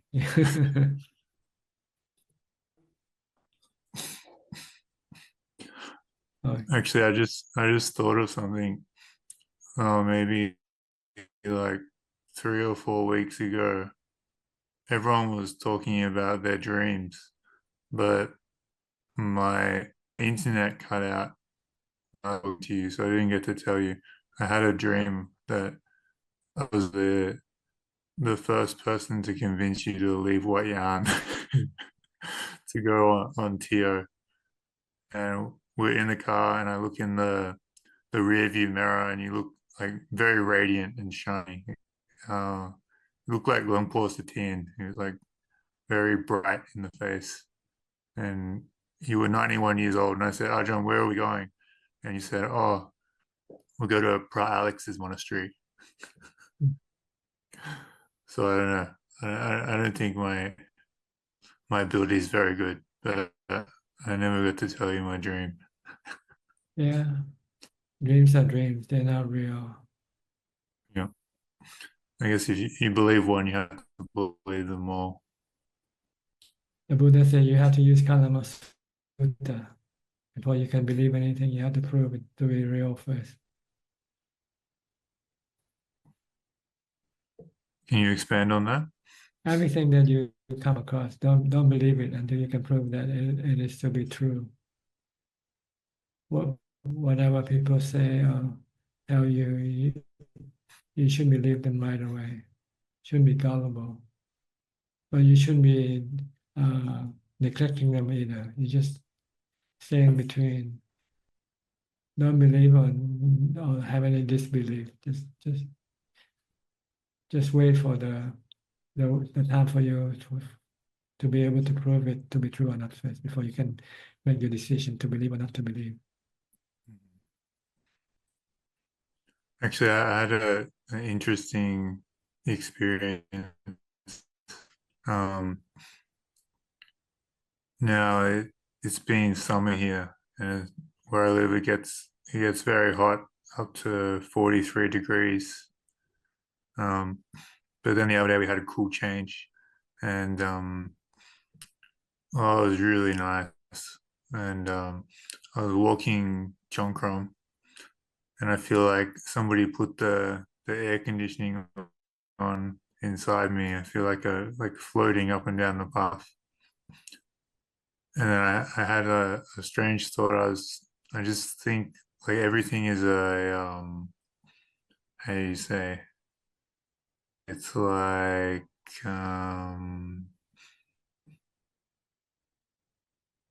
it's not real. It's like everything is an illusion or like a mirage. Yeah. Everything is liquid. Everything is fluid, is flowing, changing. It's here for the Yeah, moment, like and then a yeah, few moments anicca. later, it's gone. This is anicca. So you should Mm. not be attached to anything when you experience them. This will be Yeah. just be merely knowing them.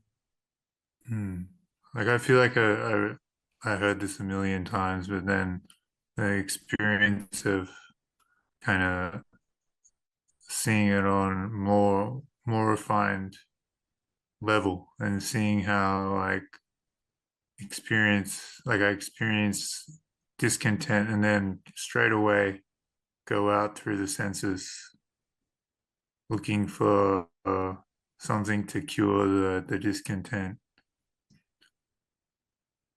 And but then even the senses, they work by change. They are anicca. And then it's just like as the satipatthana develop, I feel like I see it more clearly there. But then and now I'm just stuck with this feeling I'm in the mirage. It means for you to let go, not to be attached to them. If they are mirage, they are not real. No matter how good they are, they don't last forever. That's what it means. Yeah. Actually, one is real is emptiness, nothingness. That is not a mirage. It's always there. It's hard to see that one. Mm-hmm. You have to enter jhana to see that.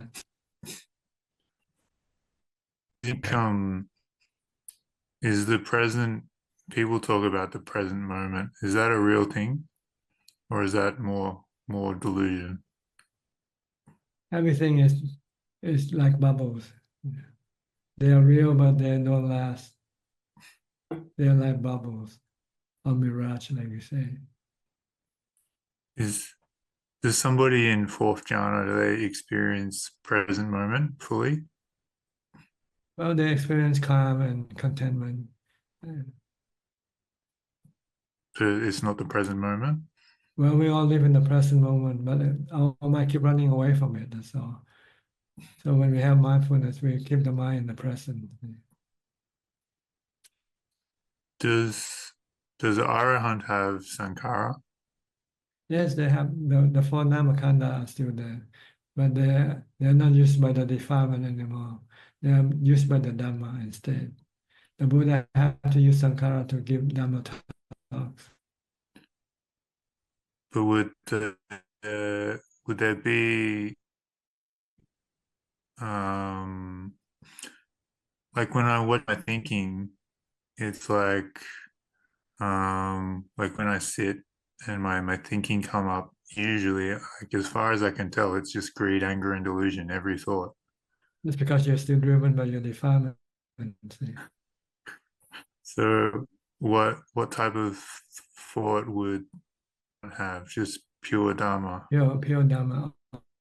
compassion, the four Brahma Vihara behind the thoughts, or rationality. They only talk about the truth. I see. And I had. But there's no craving or greed or delusion, thinking of themselves being something or somebody or like that. I was also thinking about Avijja. Luang Por say, until you get to Arahant, you're always operating from a position where you can't really see the problem because you're blinded by Avijja.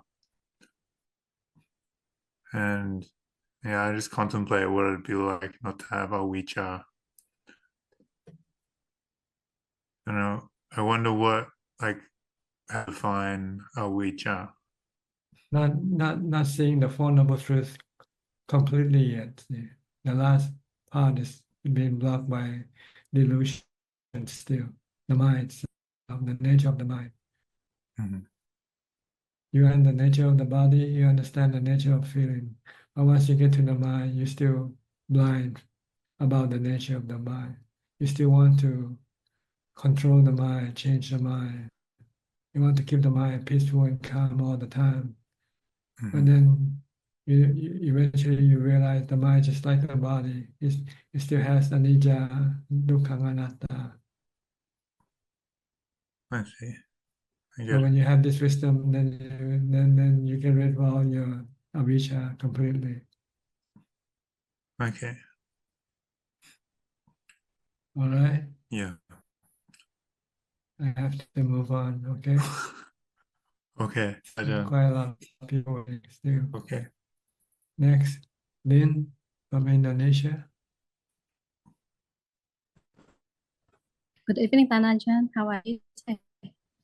Fine, thank you. That's good. I'm happy listening. I don't have any questions tonight. Okay. Intan also from Indonesia.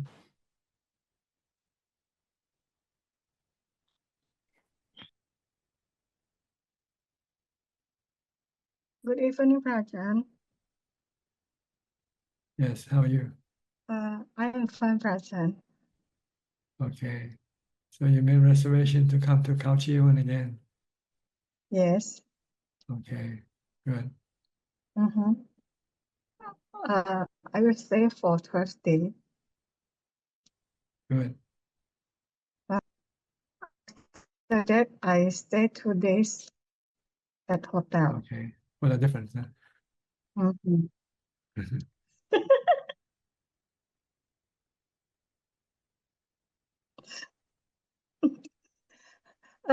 Prajan, I want to ask Prajan.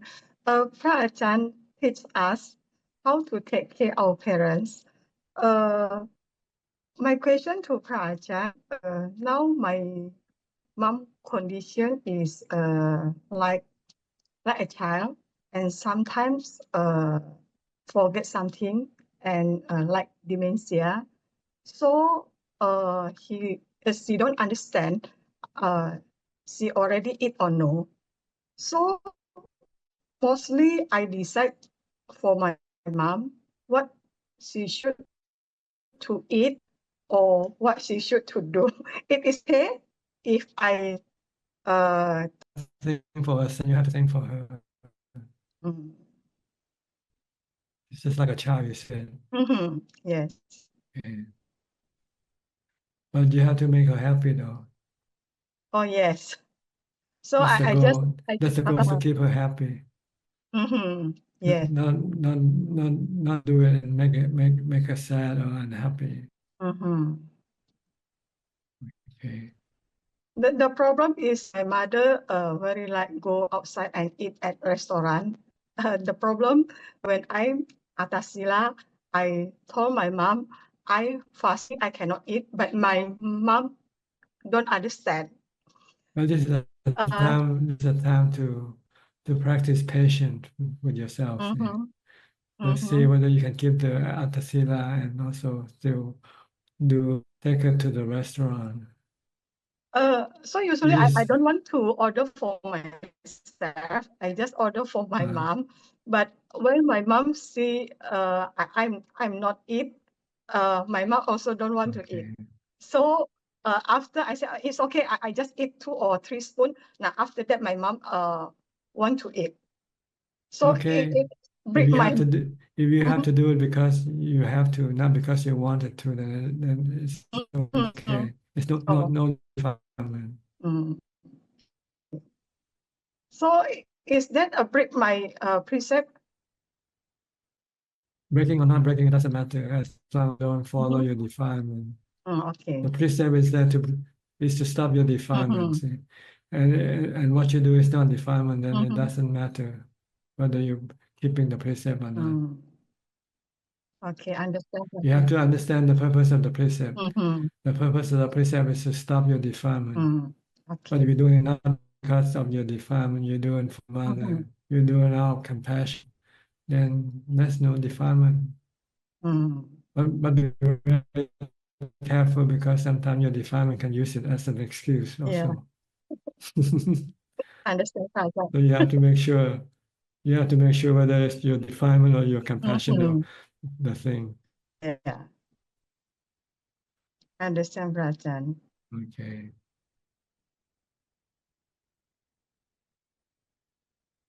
I think there's a story about the Buddha when after his enlightenment, he went back to the palace to visit his wife, and he was accompanied by Sariputta or one of the noble disciples, and he told them, when I meet my wife and she come and embrace me, you don't have to do anything. Let her do it, because she hadn't seen him for 6 years, and she felt really attached to him. So when she came across, she forgot that he was a monk, but she went directly and embraced him, and the Buddha let her do it, because he didn't want to make her sad or disappointed. But he didn't do it because out of his desire to have her embrace him, anything like that. It's not out of defilement, but it's out of compassion for her. But then after she gained some normality, then he explained to her that do this to a monk.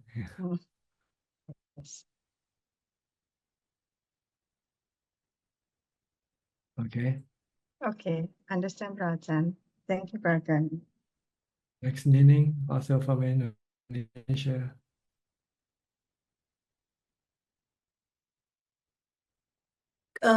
Good night, Ajahn. Ajahn, previously I told Ajahn that I am very energetic and fit, especially after meditation. Last Thursday, I had food poisoning and was vomiting. The pressure on my head was very strong. At that time, I asked myself, how if I die? Am I ready? Because from several experience of food poisoning, I never asked myself, but after learn from this Zoom, because at that time I'm very severe, I'm very painful.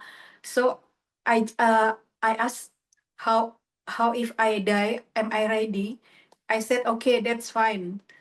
At that moment, a memory emerged, namely memories about my friend's problem that were confided in me. The memories appear alternately.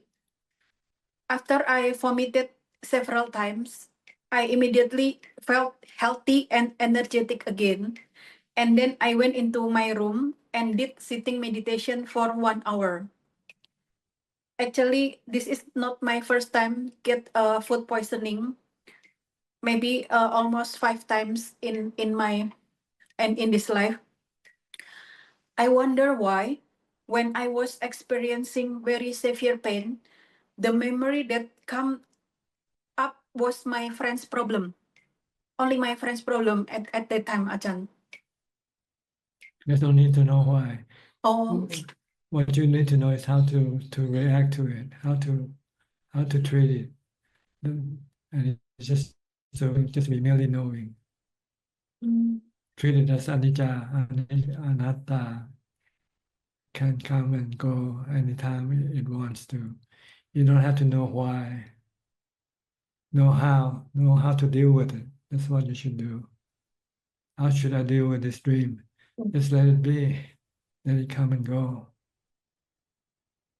Actually, I'm very happy from that experience because, in fact, I have a very sensitive digestion, and that time I'm very I can be mindful and I'm ready for everything at that time. Now you're not suffer, then it's okay. You're not afraid and you feel peaceful and calm, then it's okay. Yes. Okay, Ajahn. Thank you, Ajahn. Okay. Next, Kafai Lim from Indonesia or Malaysia, I forgot. Kafai.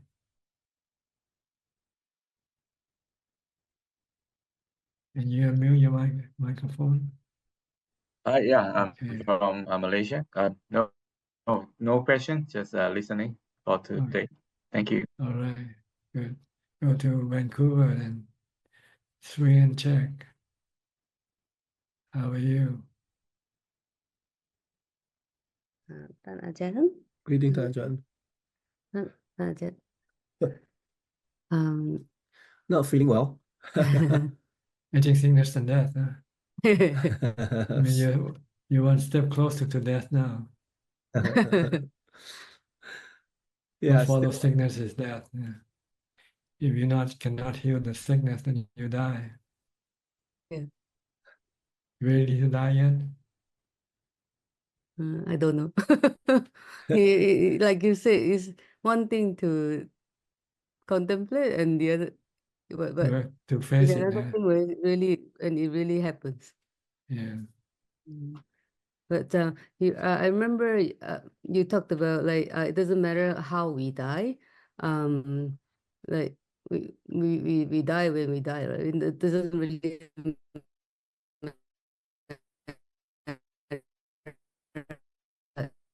yes, but for me, I feel that it's different if you die like in your sleep peacefully, and if you die or compared to you die violently, like let's say being eaten alive by an animal. Isn't it different? No. Well, the result is the same. Death is the same. You stop breathing. You stop breathing. Yeah, but the mind isn't it more disturbed when you die violently? Like it depends on how you prepared your mind for it or not. See? If you Oh. prepare for it, then it's not. It's no not different. Oh, so Tapan, even like it's a violence death is no problem, right? That's right. Sometimes you have to contemplate a different way of the body could be killed. See? Yeah. Imagine the different ways that you could die in a car Yes, crash, in a plane crash, or eaten by wild animals, or anything just or being cut up into pieces. Yeah, I try to do that. Like I'm trying to do a different ways, but I find the mind is kind of different. Like if it's like for example, eaten eaten like part by part or being tortured, it's quite different than Yeah, but you have no choice in your life. You just have to take whatever is given to you. Yeah, I try all the ways you talked about. I try to think about airplane crash, accident, be eaten alive. You have to take anything that comes to you. Yeah. You cannot choose. I don't want to die this way. Yeah, you cannot choose. But I find that it's the feeling is different.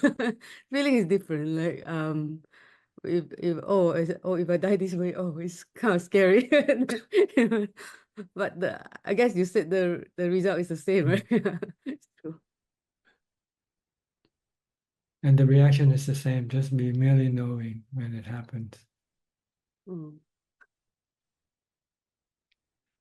If you have equanimity, it doesn't matter which way you die, how you die. you still react the same way. You still remain merely knowing, accepting.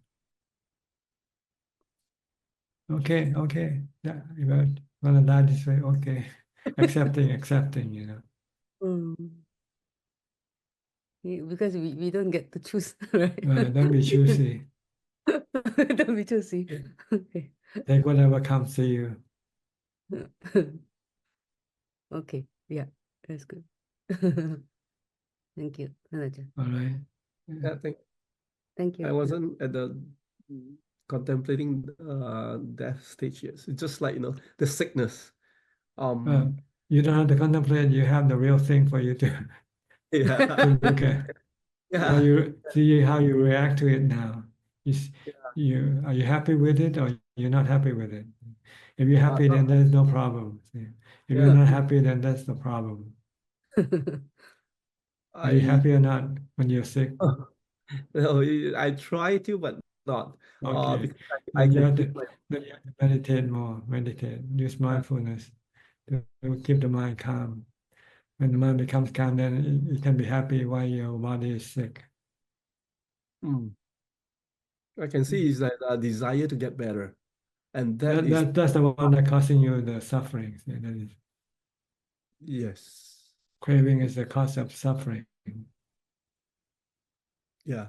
You should have no desire. Just take it as it comes, and take it as it goes away. Let it come and go away by itself. I mean, you can treat it. You can take medicine, and you can anything like that, but you cannot just expect it to go away suddenly. You cannot. Or to get better. Yeah, let it get better by itself. Yeah. So that's In the my meantime, just stay using mindfulness to keep the mind in equanimity. Then the mind can be happy in the face of sickness of the body. But you don't meditate, right? You don't use mindfulness. You use some other thing, watching use TV or eating something to get your mind away from the sickness. That is one way, but try to use Buddha, but it's kind of a challenge. Yeah, you haven't practiced it long enough. You have to practice it first before you can use it in real time, in the real situation. Ajahn, let's say if now I'm sick, if I be mindful of the sick feeling, but then still feeling like the feeling is No, you're mindful correct. of the mantra. Stop Okay. thinking. You want to stop thinking. You want to get your mind away from the body. Because every time you think of the body, you're creating cravings. You want the body to be well. So you cannot watch the body. You cannot watch the sickness. You have to get your mind away from it. Okay. Yeah, that's what my confusion was.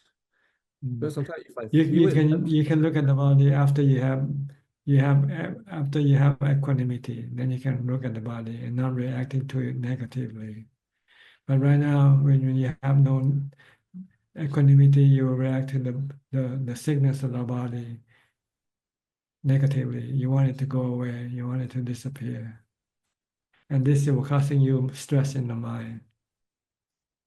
So you don't want to look at it yet.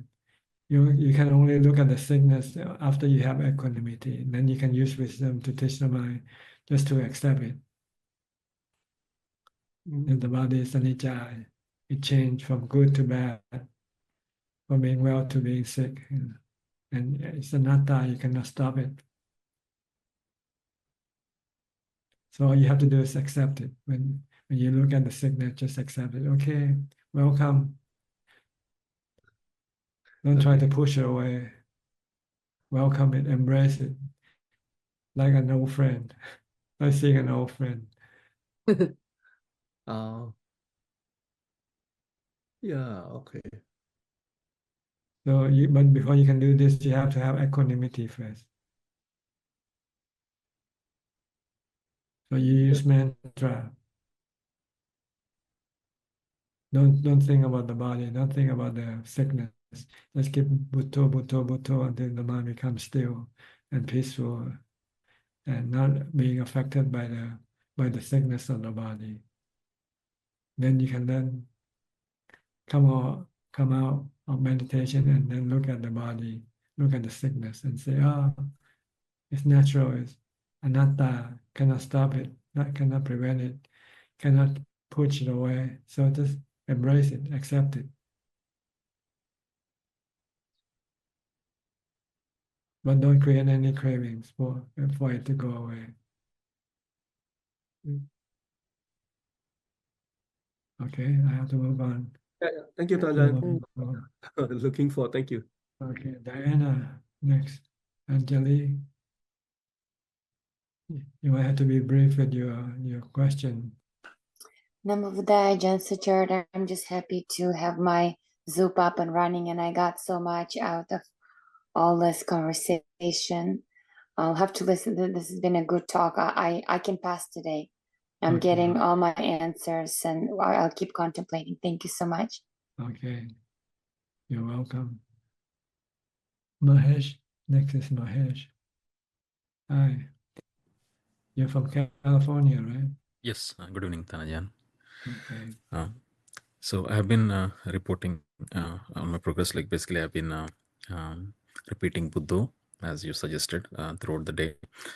One thing is, and also I've read your book called My Way, your autobiography, and in that you say like you chanted before meditation that helped when you're before you became a monk. So I tried chanting also, and both like I chanted Itipiso, and both during the like after the chanting and also like repeating Buddha, I got some headache, and also my head feels a little bit heavy or yeah. So like but it happened even on a couple of days. I'm getting slight headaches or heaviness kind of thing in the head when I'm doing from Buddha or from chanting? yeah, or from both? I really can't tell which one it is. Like I'll try stopping one and experimenting, but it's not a severe headache, but I think there is some headache and some kind of heaviness, especially after the long. I mean, when I did the It's your long. defilement reaction. Your defilement wants to think, and you're trying to prevent it from thinking, so it can react with causing you to feel something in the body. But if it only happens during meditation, then you can ignore it. Not during the meditation, but I think afterwards. I feel Afterwards, like you have a headache. throughout the day there is some slight headache and also some heavy, fogginess or heaviness in the head, which is bearable, but then it's odd. And if it just stay briefly and disappear, then you don't have to worry about it. Okay. Maybe it's between the struggle between the mindfulness and the defilement that can cause this side effect. Okay. Yeah. Also, when I did that Itipiso chant, first time I did for about 50 minutes. Like there is a YouTube video for about 108 chants, 108 repetitions. So I did that, and that was probably too much. It was clearly I felt like there is a lot of difference in the head, and there is a lot of calmness also. After that, I did meditation. There is calmness. Not that there is mindfulness of, not that I'm coming back quickly from thoughts, but then there is a sense of calmness and all. But it was heavy on the head and all. I don't think I can do that long, so I'm reducing that. So, and the other question is about repeating Buddha throughout the day. Let's say when I'm listening to a Dhamma talk or when I'm reading, is it possible to repeat Buddha during those times or in the Oh, you background? don't need to. You have to focus on what you do. Okay. And also when I'm about to go to sleep, let's say I'm in the bed, I'm trying to go to sleep. Is it recommended to repeat Buddha or not? It's up to you. If you can go to sleep without repeating it, then you don't need it. But if sometimes your mind still keep thinking about this and that, using the mantra can help stop your mind from thinking, and then let the mind go. Then the mind can go to sleep. But will it cause the mind to go to sleep, or will it energize the mind, and then maybe I won't be able to sleep? That I'm not sure. Maybe I can try it out. But I'm sorry, I don't mean the mind. I mean the body to go sleep. Right. Yeah.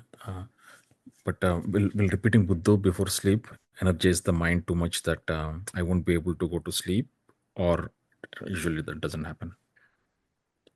Well, if you're thinking about things that can make you not being able to sleep, but if you just recite Buddha, this should be able to let you go to sleep, because you forget about thinking, and then when you're not thinking about anything, the Buddha will let you go to sleep, and then the Buddha will disappear, will stop. Okay. But if you find it that you cannot use the mantra to let you go to sleep, you can use it watching the breath instead. Just merely watching, if you can watch the breath. Okay. So what is the best recommendation when I'm trying to go to sleep to do? Well, you need to stop thinking, and how you do it, that depends on. Some people use mantra, some people use watching the breath, some people count sheep. Okay.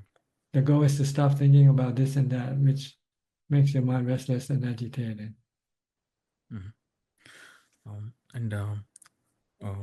When I'm third, I think one other question I had was on when I'm trying to repeat Buddha during the day.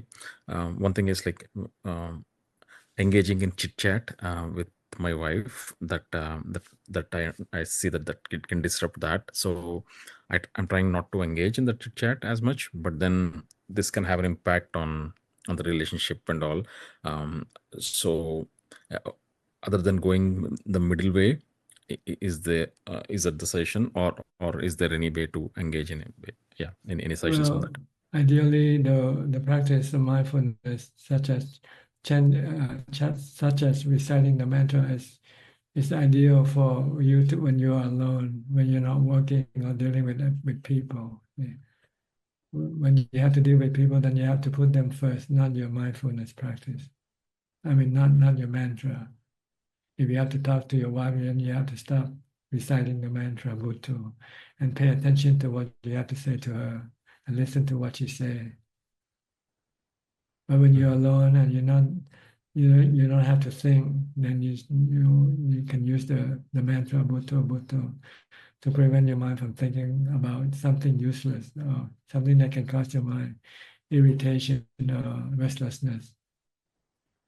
So usually the reason I ask is when I'm working from home on a couple of days, and then also on the weekend, so there are like 4 days where I'm at home and I'm trying to do this.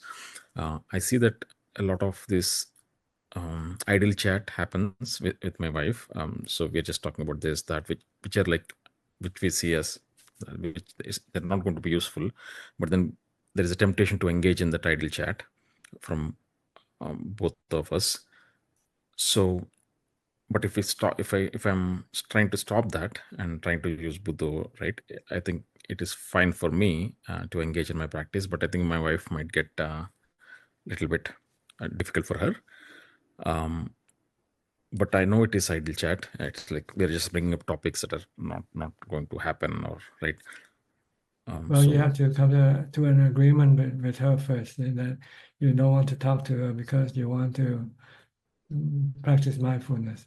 Or else she might get mad at you because she might think you're not interested in her anymore. So you have to come to an agreement. You have to make arrangement with her first. That I'm not going to talk to you today. I want to practice mantra Buddha. Is that all right with you? Okay. When you practice mindfulness using mantra, it's meant for you when you're alone, when you don't have to deal with other people. When you have to deal with other people, you have to stop the mantra temporarily and then engage with people until you're finished with them. And when you're alone again, then you can use the mantra again. Yeah, as I'm doing more of this mantra, I'm not able to do the idle chat. I'm not engaging in the idle chat as much, so that can cause a Yeah, little bit. but sometimes you have to force yourself to do it because you still live with other people. Yeah, even though we know it is an idle chat, we just continue and then engage in it, right? And do as little as possible. You do more listening than do more talking. Just let the person let them say whatever they want to say, and you just keep listening. Okay. Just to make them happy, but don't have to do the chatting yourself. Yeah. Yeah. Okay. Yeah. Okay. Okay. Yeah. Thank you, Thanajan. Yeah. Next, Dr. Piao and Indira. Is it cold in Toronto? Good morning from Toronto, Thanajan. Yes, it's very cold. Minus something? Lots of snow. So much snow. Taller than snow. young. Yes. Yeah, it's done, I think, hopefully. But last 3 days, we had It lots was of really bad. There were 2 days, like, we couldn't even get out. Like, the roads were bad. Really, really bad. But yeah, today was not too bad. They had cleaned so much. But still, like, mountains, in the But gardens. you're not angry at the snow, though, do you? No, it's really, it's pretty. And also, because there's no self in the snow, right? If somebody is pile a lots of snow in front of your house, you'll probably get angry at the person, right? no, I use it as the Ajahn Brahm's truckload of dung. You use it for, it's beautiful to Snow look at. is a lot of nitrogen. Actually, it's good for the grass and my roses. So snow is poor man's fertilizer, they say. So, always something good to look at, Thanajan. I'm saying that if you treat everybody like the snow, then you won't get angry at them. Trying. Most difficult person. Next to me. On the right. Trying hard. Just change your attitude, change your perception. Yes. Look at everybody as being snow or wind or flood. Yes. Yes, Thanajan. Yes. Actually, to be honest with you, after we started your Zoom sessions, listening to you and, like your wisdom, like it has helped us so much in our practice. So we're so grateful to you, Thanajan. I'm happy to help, really. That's why I'm here. It's good to could fine tune our practice. Yes.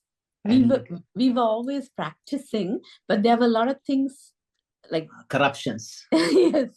Not quite understand yet. Yes. You have a lot of knowledge. I can see you read a lot. He has a lot of knowledge. Me, no. I don't have too much knowledge. I love the practice. He loves a lot of knowledge. Yeah. But I think you kind of fine-tuned both of us and put us to the path. So we are very grateful. Yeah. You need the practice to be able to understand it clearly, completely. Yeah. Through you. You have to travel to know where you are on the road, but you just can't study a map, as you said before. And think that you're there. Yeah. Okay, good. Thank you so much. There are a Thank lot you. of people You're waiting. welcome. Let's go. Thank you. Teruan Saranai. Okay. Next, Sulan from Singapore. Hi, how are you? Hello, Ajahn. I'm good. Yeah. Are you well enough to go for Pindapat? I go every day. I still go. But instead of walking, I'm not sitting on a golf cart. Oh, okay. I Yeah. cannot walk for long because I get back pain. Mm. So I have to sit and do the Pindapat by sitting. Oh, okay. Because I don't really see your videos on Pindapat anymore. So I thought how is your body condition? Yeah. No, it's okay. I can still do everything normally except standing or walking for a long distance. not long, maybe for 5 minutes. Standing or walking, I can get painful. I have to stop. I have to sit down. Okay. But after sit down for 1 or 2 minutes, the pain goes away, and then I can do some more walking. Oh, that's good to hear. Yeah. But sitting, I can sit. I'll be sitting here for hours and not feel any pain at all. Oh, that's even better. Yeah. Can sit more. Sitting or lying down, no pain. But standing or walking, the back starts to become painful. Yes. That's the way it is. Aging. I just accept it as part of aging. Okay. Next time, if I get a chance to be old, I shall remind myself of that too. Yeah. Just try to live with it, embrace it. Don't try to deny it. When you deny it, then you can feel terrible. All right, you have any question? Yes, I have a question. Yeah, actually, it's related to today's topic as well. Like last night, I had a dream about separation with my loved ones due to death.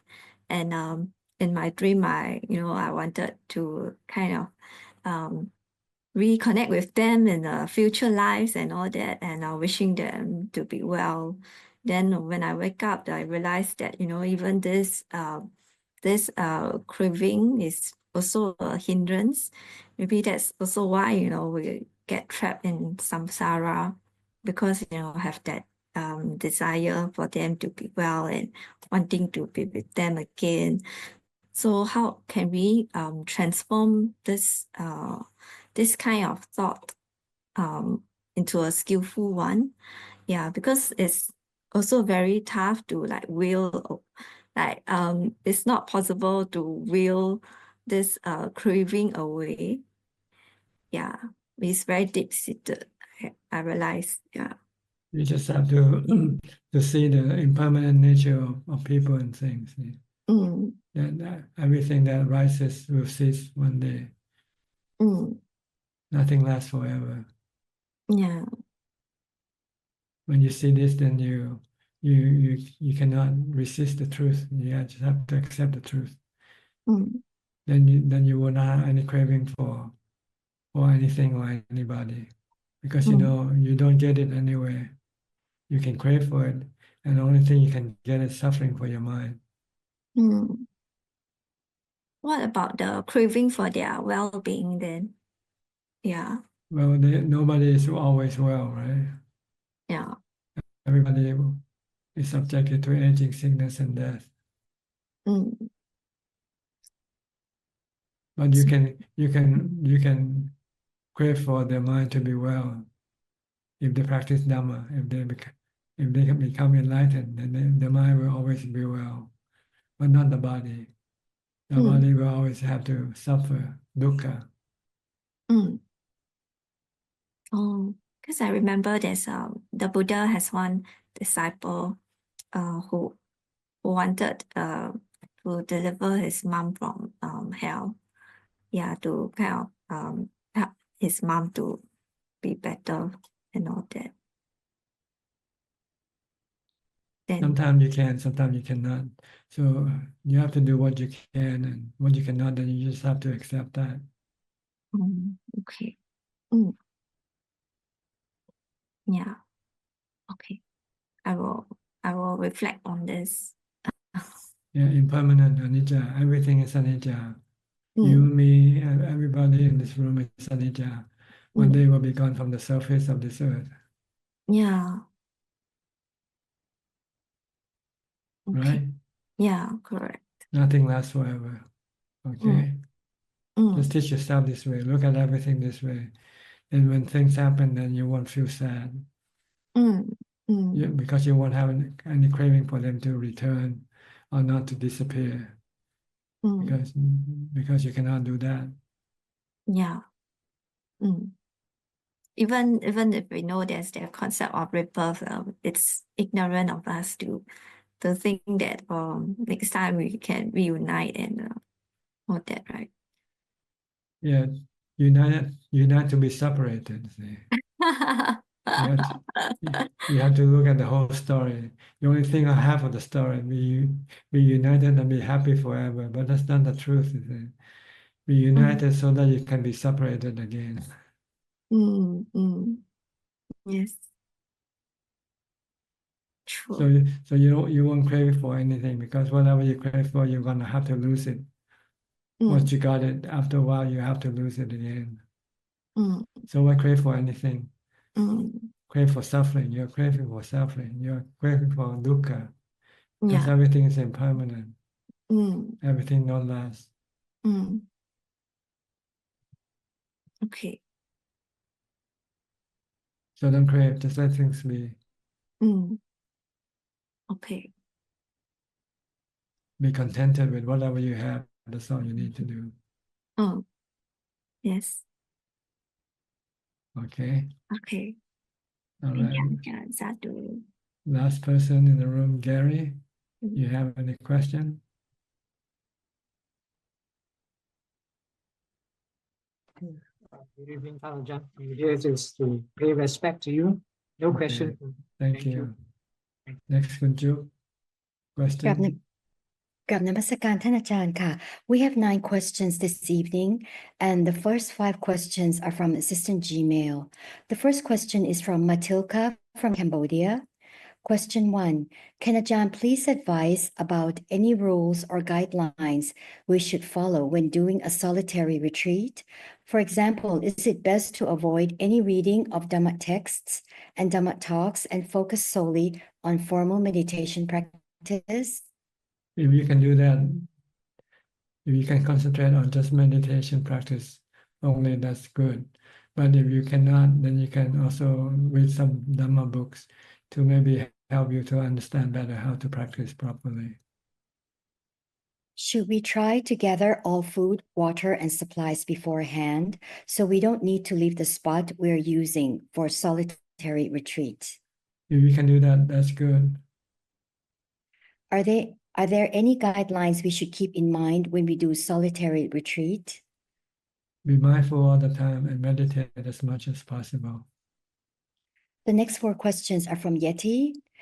Question 1. Is the state of samadhi the same as the state of emptiness? Well, samadhi is calm or stillness of the mind. And when the mind becomes still, it enters into emptiness. So I'm not sure whether it's the same thing or not, but it's part of it. The next question, how do we stay longer in samadhi? Do more mindfulness. What happens when the citta separates from the body? You have to experience it yourself to find out. The next question, my daughter likes to eat meat, but she has constipation problem. So my goal is for her to eat meat once a week only and eat it in the morning. How to give her advice and deal with such a teenager child? I haven't had a teenager child myself, so I cannot give you advice on this. The next questions will be from Facebook, and the first one is from Lee Tekwa. Hi, Ajahn. I find myself living a life of full anxiety. Can Ajahn please advise how can I get rid of my anxiety? Because you don't want to accept things as they are. See? You want things to be the way you want them to be, and that's not possible because things just happen and they are what they are. So you have to change your attitude toward things. Take things as they come. Don't be choosy. Don't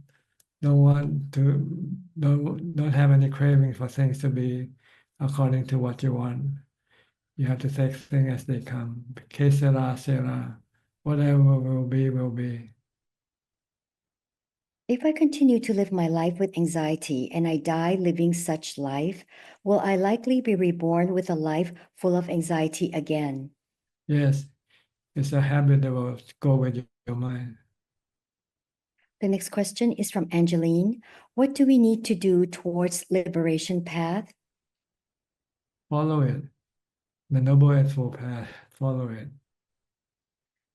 The last question is from C. Ratnan. Ajahn, can one who hasn't reached the 4th jhana can gain jnana vipassana? Well, I don't know. Normally you have to have jhana first before you can then develop wisdom and gain this jhana, vipassana jhana. That is all, ka. Okay. Thank you for your question. Thank you for your company. I hope this meeting is useful for you and will help you advance in your practice. In the meantime, please stay safe, be mindful, and keep on practicing. And if all goes well, I'll see you all at the same time next week. Thank you and goodbye. Thank you, Ajahn. Thank you, Thank you, Dhamma. Dhanajan. Thank you, Tanajan. Thank you. Thank you, Admin. Thank you, Admin. Thank you, Thank you, Admin. Anil. Goodbye, Goodbye. everyone. Thank you Bye. all. Thank you, everyone. Thank you. Sadhu, sadhu.